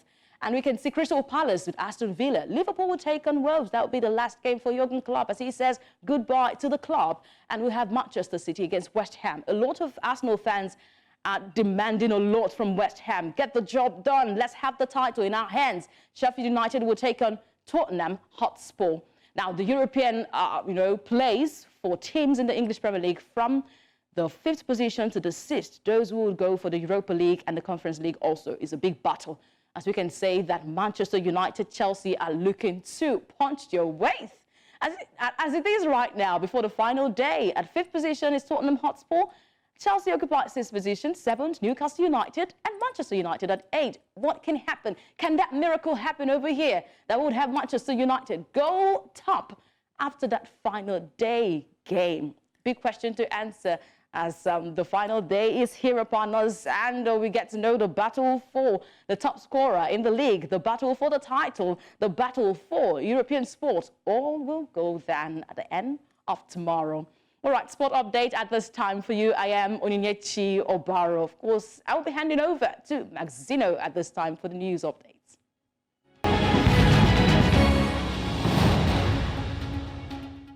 And you're welcome. For the headlines here on Breakfast Extra, I'm Mazino Appeal. Now we begin with court matters. The National Judicial Council, chaired by Chief Justice Kayode Ariwoola, resolved at its 105th meeting to issue warnings to Justice Iyang Eko of the Federal High Court and Justice G.B. Brickins Okolosi of the Delta State High Court.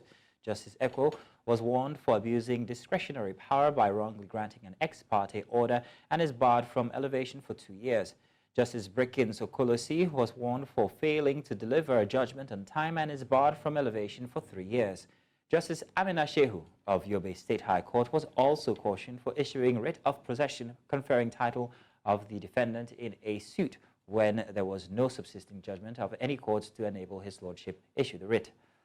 The NJC reviewed 35 petitions and will further investigate 8. Additionally, 86 judicial officers were recommended for various court appointments.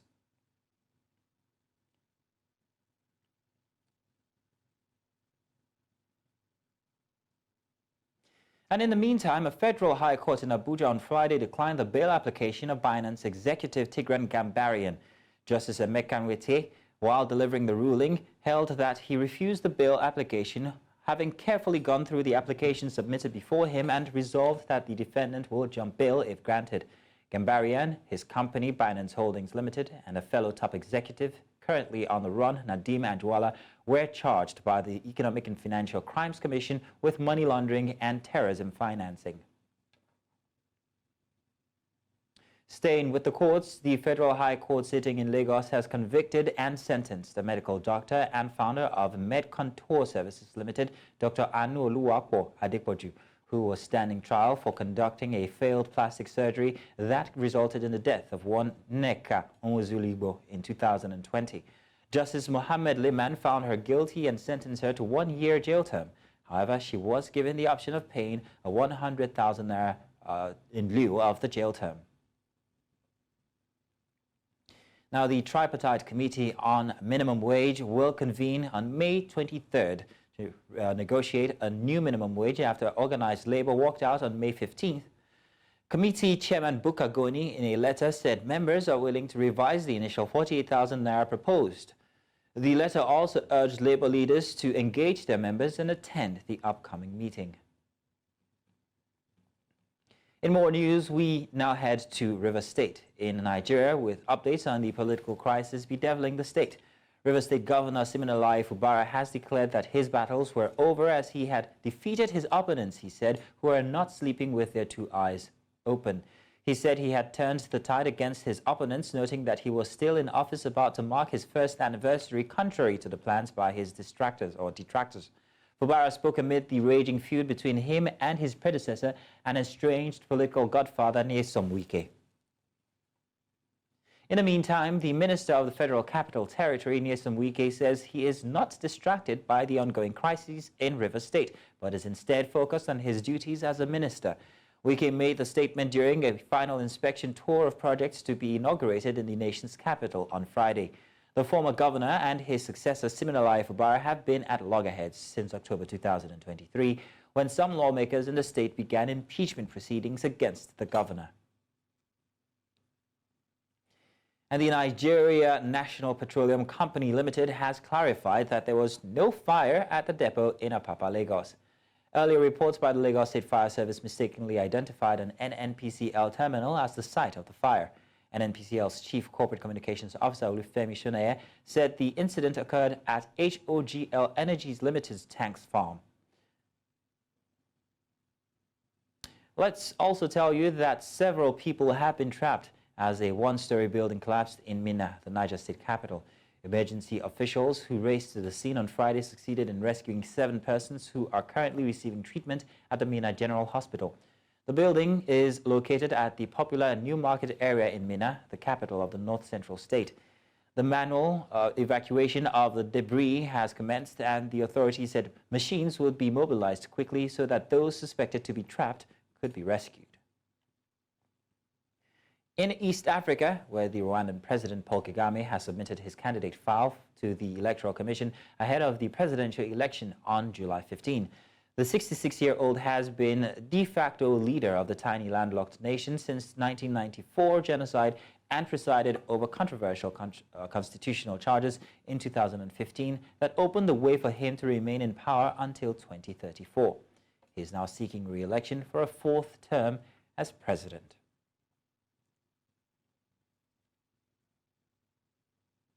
As per laws, and all the required documents were submitted by the candidate of RPF for the RPF in Hotanyi, and we have all the documents now.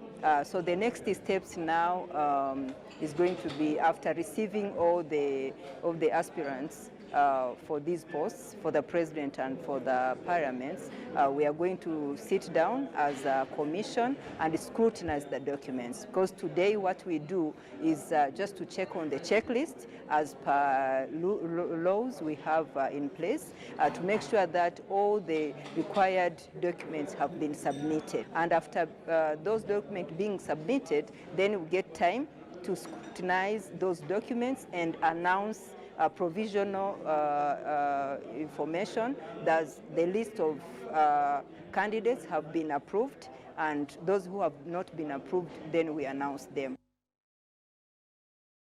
And that's all on headlines for Breakfast Extra. Do stay tuned. It's still Breakfast Extra with myself and Judith until the end of this hour.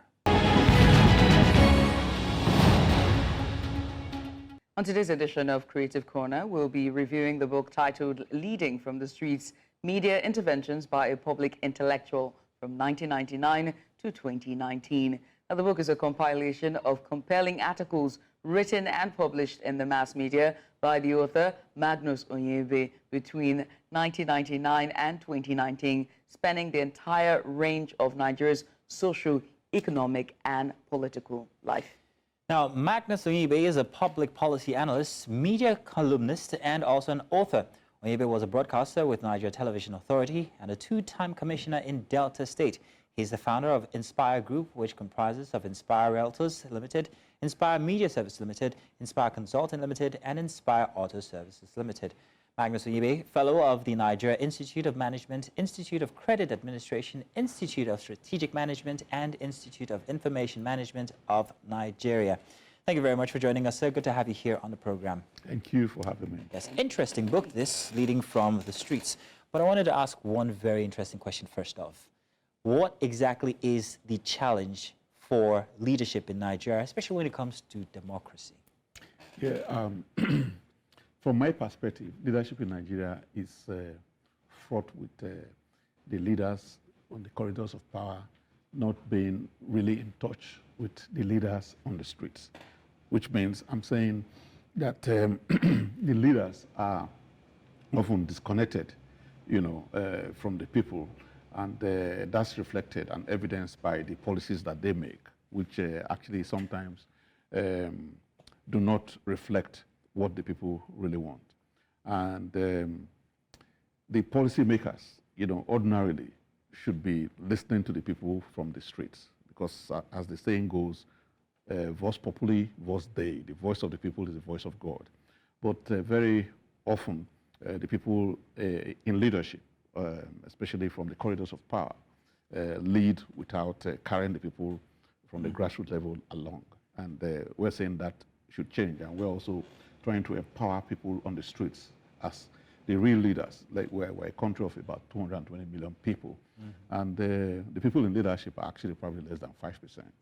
And so we, the rest of us, Nigerians that are on the street, actually should find a way of putting our views across to the people in leadership. And the people in leadership from the corridors of power should also find a way to key into what we want, or to sell their concepts and ideas to us so that we can be carried along. And this can be done through communication. Your book is a compilation of over 70 articles that have been published between 1999 to 2019. That is meticulous.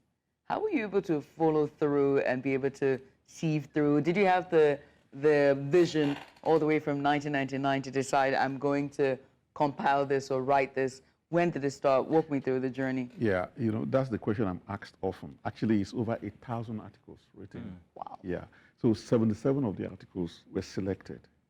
And it took a lot of effort to do that. And they were put into 7 chapters, reflecting different socioeconomic aspects of Nigerian life. It took a long time to be able to put them in perspective. And the reason, lots of people have been asking, why do you have to put the book the articles that we have written and published publicly into a compendium of sorts.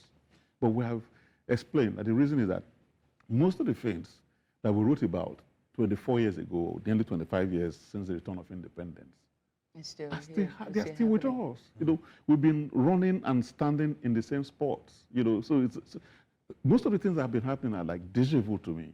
You know, that I discussed these things, I wrote about these things in 2002. Take the issue of decentralization of the police force, for instance. You know, 2002, I wrote an article, it's there in the book, that this should be done. And it was not heeded. You know, my call was not heeded. And I am not the originator of that concept. You know, the former President Olusegun Obasanjo actually proposed it in 1999 when all these things started happening, this insurgency and stuff. And in fact, his Minister of Information, Dapo Sharumi, actually made a pronouncement that the processes were going on, you know, but the states didn't like it, and the entire system didn't like it, and they even threatened to impeach him. So he let it go.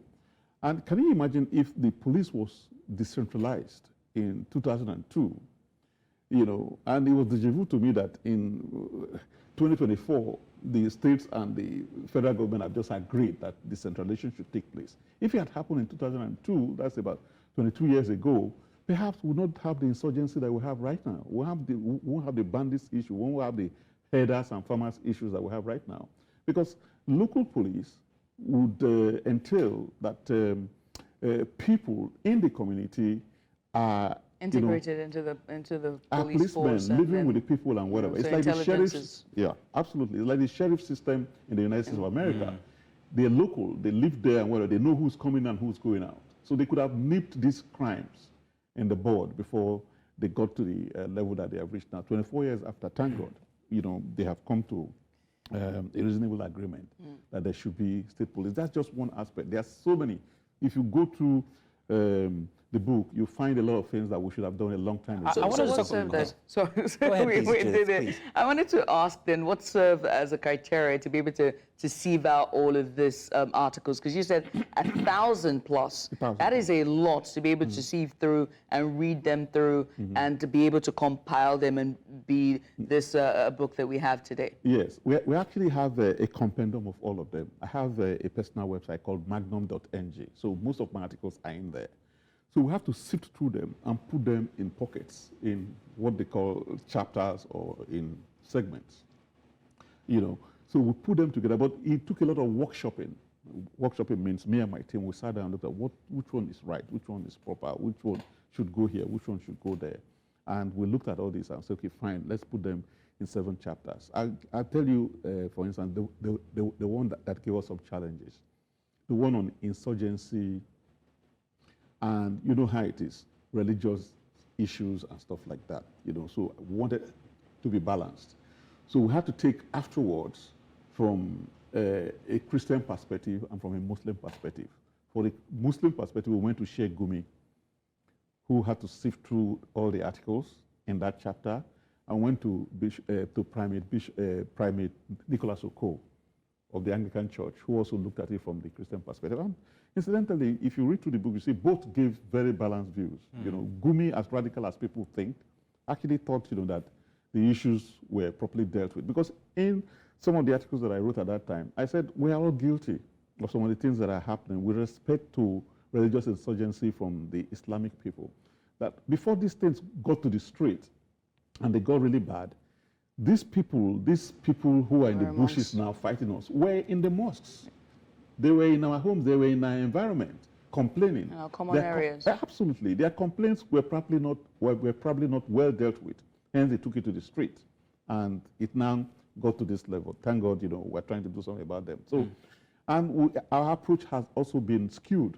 We've been doing kinetic things, maybe because the past presidents we have had were ex-soldiers. You know, General Olusegun Obasanjo, General Buhari. So they think that the solution to a problem is to use a big hammer, you know. And as the former president of the US said, Mr. Barack Obama, he said, if we use a big hammer to be hitting every nail that we find, we will tear everything apart, you know. So they were using big hammer. There was not enough non-kinetic approach to it, like engaging with the people and trying to find out what the issues are, so which is what they just adopted now, because every day you hear kinetic and non-kinetic and stuff like that. They should have used non-kinetic much earlier than now. Yeah, negotiation, talking it through with the people. Very interesting book. This is very big, by the way, and I'm sure that everybody's going to enjoy this, especially journalists. One part of the book I found very interesting, your part 2, which talks about politics, politicking, and politricking. Absolutely. Which highlights the sheer manipulation that goes on inside of politics, not just in Nigeria, but the rest of the world, the rest of Africa mainly. Yeah. I mean, Kagame is in there perhaps maybe till 2034. There's so much going on inside of River State with Nyesom Wike still, well, allegedly having his talons inside of River State. Now, for you, what's the theme that runs through African politics and the challenges that it poses, especially for democracy here in Nigeria, when you're coming from the perspective of leading from the streets? Incidentally, I was talking to somebody yesterday. You see, politics is the same all over. That is true. That is very true. It's not so unique to us. It's just that it's a little bit more sophisticated when you go to the Western world. Look at what's happening in the United States of America. Look at what happened in their parliament. They were practically, going to punch each other. Tilo Green and the rest of the people and whatever. So they are all covering their backs and the environments and stuff like that. What's going on in the course right now with respect to Trump could have been resolved a long time ago. They shouldn't even be doing what they're doing right now as they're getting into the election. It's becoming obvious to everybody now that they are throwing the kitchen sink at him to stop him because he has the potentials to win, But they could have resolved this thing. If you recall, the House of Representatives impeached him. The Senate didn't impeach him. The House of Representatives was controlled by the Democrats, and the Senate was controlled by the Republicans. So you can see the partisanness in it. So, but when we sit down here or they talk down at us that we have to do this, we have to do that, they're as guilty as we are. They're just more sophisticated in the way they manipulate things. So that's the reality. So politics is, as I described it, is politics, politicking, and politricks. It happens across the gamut, every time, everywhere. It's just that in the Western world, advanced society is more sophisticated than it is here. So that's just the big difference. But with respect, you just mentioned Wiki and Co and whatever. I think what should be done on our leaders, politicians these days, is that what hasn't happened is to hand over the governorship of the state to your wife.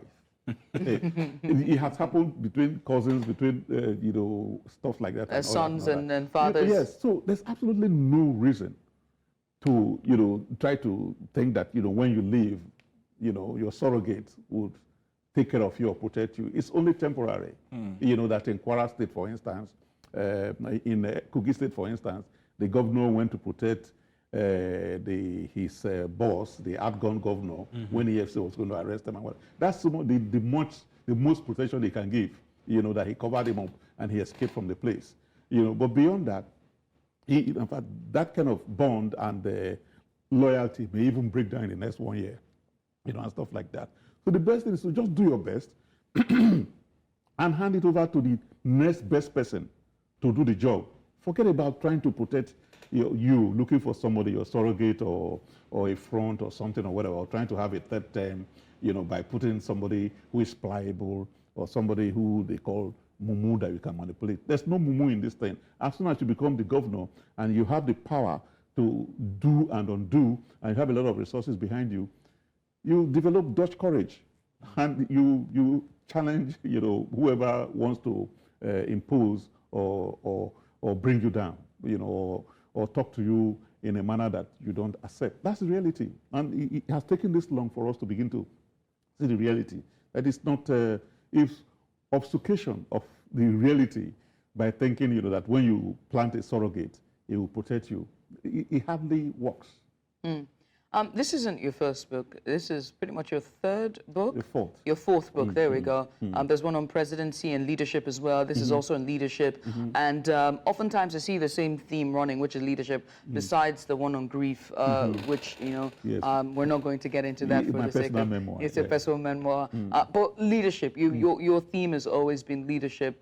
And it makes me wonder about the role of a writer in documenting history. You compiled articles and op-eds from 1999, and yet these people, and all the people who wrote these articles are big names in the media space, you know, from, I don't want to name names, but if you pick up the book, you know what I'm talking about.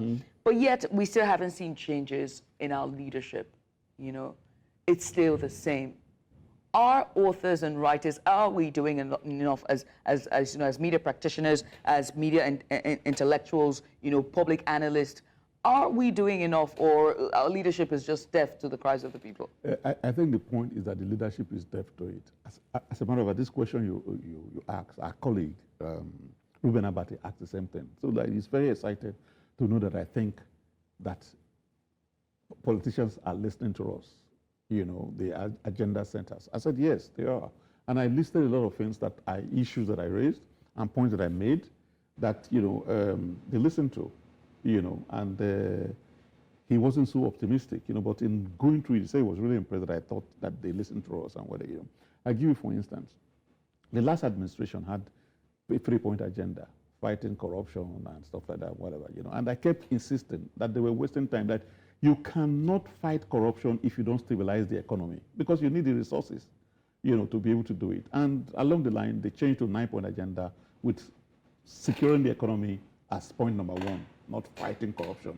Because fighting corruption, as it were, was like, you know, a bull running into a China shop and everything just got crashed. We suffered 2 recessions and stuff like that. I said, no, let us stabilize the economy first before we can now look at corruption. And I also, you know, so I'm glad that in this administration, I wrote an article in 2016 that we should fight corruption with technology and people. And just about 2 or 3 weeks ago, the special advisor to the president on monitoring of projects, you know, Hajia Bala Usman, you know, just came up with an app that people can use to track projects that are going on. Eagle Eye? I can't remember the name. Like that, you know, to use to track issues and whatever. So we should rely more on technology. Does this make you feel like Nostradamus? I do feel like Nostradamus. In fact, that's what people are saying. Because I actually am in the other book that you just mentioned, Becoming President of Nigeria. In 2021, I pointed out that the presidency of Nigeria was going to be contested between the current president and the vice president. And it happened. That I wrote that way back in 2021. The primaries were held in 2022, 2023. You know, and stuff like that. So it was like, but I do trend analysis. You know, I look at issues, I look at the trends before I come to... It figures. And regarding corruption, which you only just talked about now, I wanted to ask what the role of international organizations or countries could be and how cooperation from international bodies can actually help Nigeria fight corruption. It's that simple. What's the answer to that? Yes, the answer to that is that, you know, they have... different organizations fighting corruption globally. Take Transparency International, for instance. The person who wrote the afterwards for the chapter on corruption, a chapter is titled Corruption and Unending Fight Against It, because I traced it back.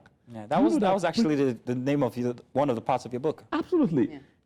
You know, before independence, corruption was being fought. The colonialists, you know, indicted very important people, from the sage Obafemi Awolowo to Nnamdi Azikiwe to the Sultan of Sokoto. So is it culturally entrenched in us as Nigerians? It's not. Corruption is not peculiar to us. There's corruption all over the world. We seem to have it bigger than everybody else. Even in the United States of America. You know, it's the system that stops corruption. I'm sure you are aware of the legislator, the member of the House of Representatives that's under probe right now. He took, you know, bribe allegedly, because it has not been proven, and stuff like that. So it's a system that can stop corruption. So that's why it's a good thing that technology is being adopted right now. You know, if you adopt technology, it will be able to checkmate, to stop things and whatever. Let me take simple acts of corruption, for instance. The traffic offense. Because there's no system, so the policeman or the last man or whatever stops you, and all you need to do is to appeal, to say, "Just, you know, or please, whatever, and stuff like that." And when he asks you to bring money and you give him 5,000 or 10,000, he tells you, "Oh no, driving in one way costs 70,000." You know, you look for halfway through and stuff like that. But out there, because there's technology, if it's the camera that has captured you or anything and whatever, you get a ticket because it's centralized. Your license plate, plate number of your car is linked to your license, your driver's license, and there's an address. So you receive a bill, and you just go to the nearest place to pay. But if you think, you know, they accused you wrongly, or the offense is wrongly charged against you, you go to court. You have to forgive me for saying that it's a cultural thing here, because the reason why I termed it cultural is that in this case, the Nigerian or African instance, it's not only just the system that is rigged, it's also the people who are complaining that the system is rigged. I mean, you use the example of the traffic offense, for instance. There's the guy who's saying, I can find my way out of this by just sorting this guy. And there's the other guy who's manipulating and saying, no, it's 50,000, but before 4 o'clock, if you bring 25,000, you can let you go. So it's a culture. There's a giver and then there's the taker. Absolutely, it's not a culture. If you give the white man the opportunity in the US, in England, he will do the same thing. It's the system that captures them. Corruption, the term, or graft, or whatever it is, it's not Nigerian, it's not African. So it's human nature? It's human nature. You have to find a way to police. That's why I'm just saying, fighting corruption with people, power, and technology. It's a whole chapter, you know. As I just said, you know, as we are now moving into technology, you know, of course, we may not, or we couldn't have been able to use technology more effectively earlier than now because of poor power supply, because technology is supported with power, okay? You know, so we are, even if we say we generate 12,000 kilowatts right now, 12,000 megawatts right now, we have less than 4,000 available. You know, so technology may not be up and going all the time. You know, but as this power thing grows, gets better, we should rely more on technology. Because if the camera captures you and you get a bill in your phone or whatever, and it says go and pay XYZ amount of money for beating the traffic or for doing this or for doing that, you don't have a human being that you're going to go and say, hey, Josa, or appeal to, or give 10,000 naira bribe or so, whatever, you know. You just pay. And if you're not satisfied with the way, you go to court. And the judge will rule whether you're guilty or not guilty. And if they hit your pocket, if you keep paying these bills, and it also reflects in your license, the next time they're going to renew your license, they look at the infractions, and it will affect it. And whether you be careful when you drive next. And so, as simple as that. You know, so technology. So consequences to their actions, making sure you met out those consequences, and they learn from it. Absolutely. So it's not our culture. You know, it's not our culture. It's a human thing. And now that you're saying it, I see it from your perspective, and I'm like, is it us really? Because then I would say there's epigenetics that plays into it, that we've now been morphed and warped with our system to the point where we now think that it's a culture. But away from that. I caught your sub there, but it's okay. It's okay. That was directed at me, wasn't it? No, it was not. Okay. No, the guilty runners went on my okay. Look, this book, right? It was painstakingly done, and I must say congratulations. Thank you very much. I must laud this effort, because it shows that not only do you care about the nation, but you also are attentive. So when you said you were also a trend, you watch trends, it makes perfect sense why you would compile this. But my worry is, and I'm very passionate about education and literacy, that will people read? You know, will Nigerians read? How can we get Nigerians to read it? Because I always say that authors are, authors and, journalists and people who are at the media are the custodians of history, and we must document history. But what is the essence of us documenting history if our people do not read, Actually, this book was launched on the 8th of this month at Alliance Française, Michael Dunga Center in Ikoyi. There were a lot of dignitaries there. It was the chairman of education was General Yakubu Gowon, the wartime He wrote the foreword as well. Wartime head of state of Nigeria. Go on with one Nigeria. It's going to be 90 in a few days' time. Yeah, a couple of days. So he graciously came to launch it. A lot of past governors, about 4 of them, were there, and the chief of staff to the president, Right Honorable Femi Byazhin, was to be there, but his boss, the President Bola Tinubu, was returning to Nigeria on that Wednesday that the event was held. The Senate President was also supposed to be in attendance, but had plenary. They had just resumed, and they had plenary, and he was also going to receive the Cuban ambassador to Nigeria on that same day in Abuja. So it was going to be difficult for him to scramble a plane to come to Lagos and go back to Abuja. The vice president was also meant to be there, but he had to stay back in Abuja to receive his boss, the president, who was returning on that day. Incidentally, the person who was going to be the keynote speaker is Professor Wole Soyinka. Of course, you know him. Of course. The Nobel laureate. Exactly, and who's a human rights fighter. If you recall, it was going to be a historic event because for the first time, General Yakubu Gowon, who put it very nicely, he's a diplomat, he said, that Wole Soyinka was his guest, which meant he imprisoned Wole Soyinka for 22 months, pre the war, whatever, because the federal government alleged that Wole Soyinka was mingling with the Biafran side, with Ojukwu. He had a meeting with Ojukwu and stuff like that. But Wole Soyinka, the point I'm trying to make is that he's an intellectual, okay? Mm-hmm. And he was in his right trying to stop the war. He said he tried to mediate, but in trying to mediate, he was clamped in jail for 22 months. You know all of this history because you read, because you document, Absolutely. and because you're in the media. Yes. What Nigerians have, we have amnesia. We're very, memories so short-lived. Is it because we don't read? I'm going there. Yeah. I'm going there. There's a general saying that if you want to hide something from a black man, so you see I'm shifting away from Nigeria now, or whatever. It's a black man generally, even in the United States of America. They say if you want to hide something from a black man, put it in a book. I don't believe because there's no evidence. And so that's why when I published this book, I sent out over 200 copies to Nigerians, to leaders, to senators, to governors, to ministers, to people in charge of government generally, because there are nuggets of wisdom inside this book, as attested to by the people who wrote the afterwards.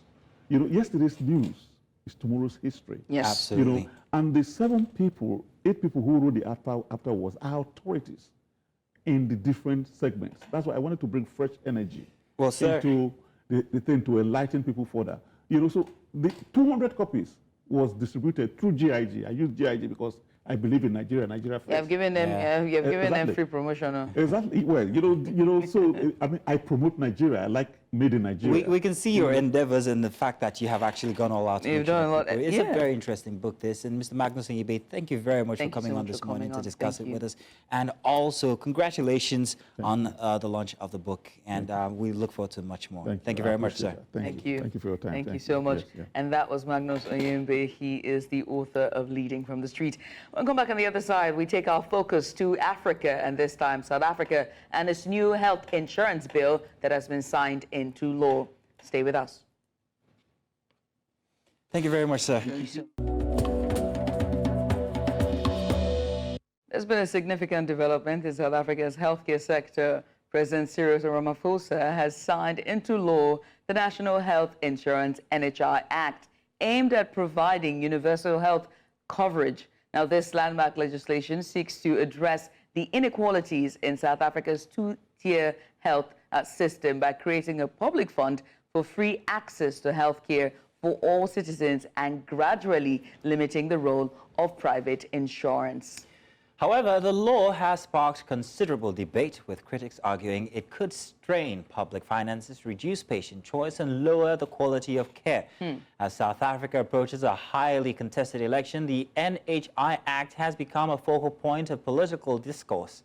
There's been so much tensions about the NHI Act, and I'm very intrigued to see, now it's been signed into law. it's a lot of questions need to be asked about it. Very interesting question that needs to be asked. One question is regarding why people are actually against it. Yeah. There's something about the quality of care being lowered, which I find very interesting. And if you want to put the Nigerian instance into it, there's a problem with the Nigerian instance when it comes to HMOs delivering proper healthcare. Because when you go to a hospital and you're, brandishing your card, they say, and this is alleged, that you receive a poorer kind of healthcare, because the focus is not on you anymore, because you're using a mass type, what do you call it, for your healthcare, and perhaps maybe this is what they're also scared of.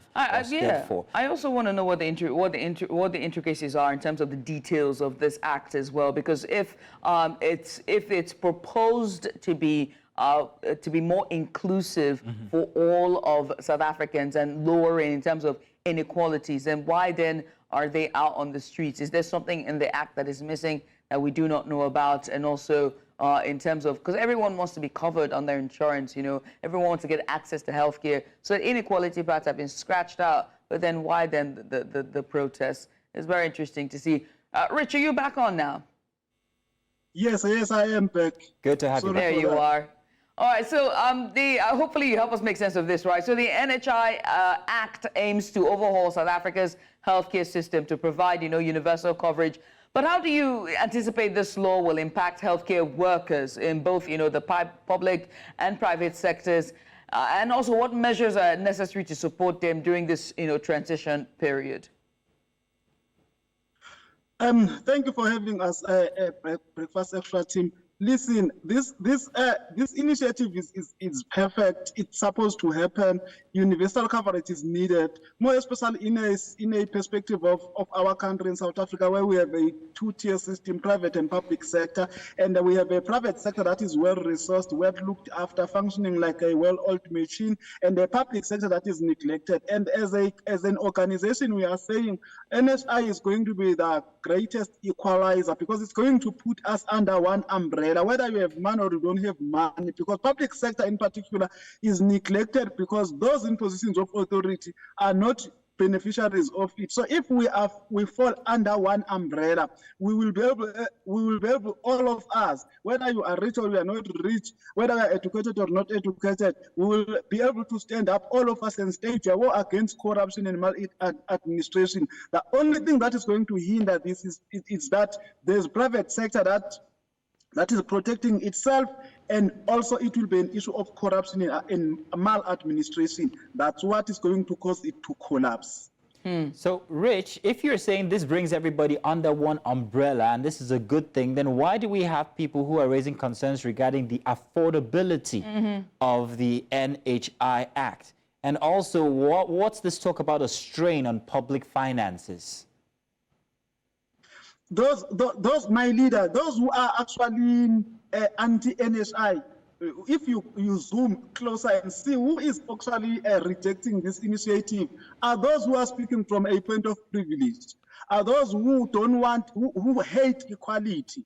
For the fact that NHI will be putting all of us, white and black and Indians in South Africa, white people in particular, those who are owning means of production. Remember, in the entire world, South Africa has the most expensive healthcare system. It is a lucrative business. As a result, those who are pocketing and making profit out of our misery, out of health, they think now that we are no longer going to make the money we were making. The other political parties like your DAs and stuff like that, they just don't want equality. They don't want to be admitted in one facility as poor people on the ground. And also the medical aid scheme business.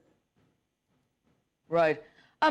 Let's move a bit away from that. Still on that strain, right? I want you to stay there on that thought, because opponents argue that the NHI Act could undermine the quality of care and limit, patient choice. But how do you respond to these concerns, and what are strategies that can be implemented to ensure that the quality of, of healthcare services is maintained or improved under this new system,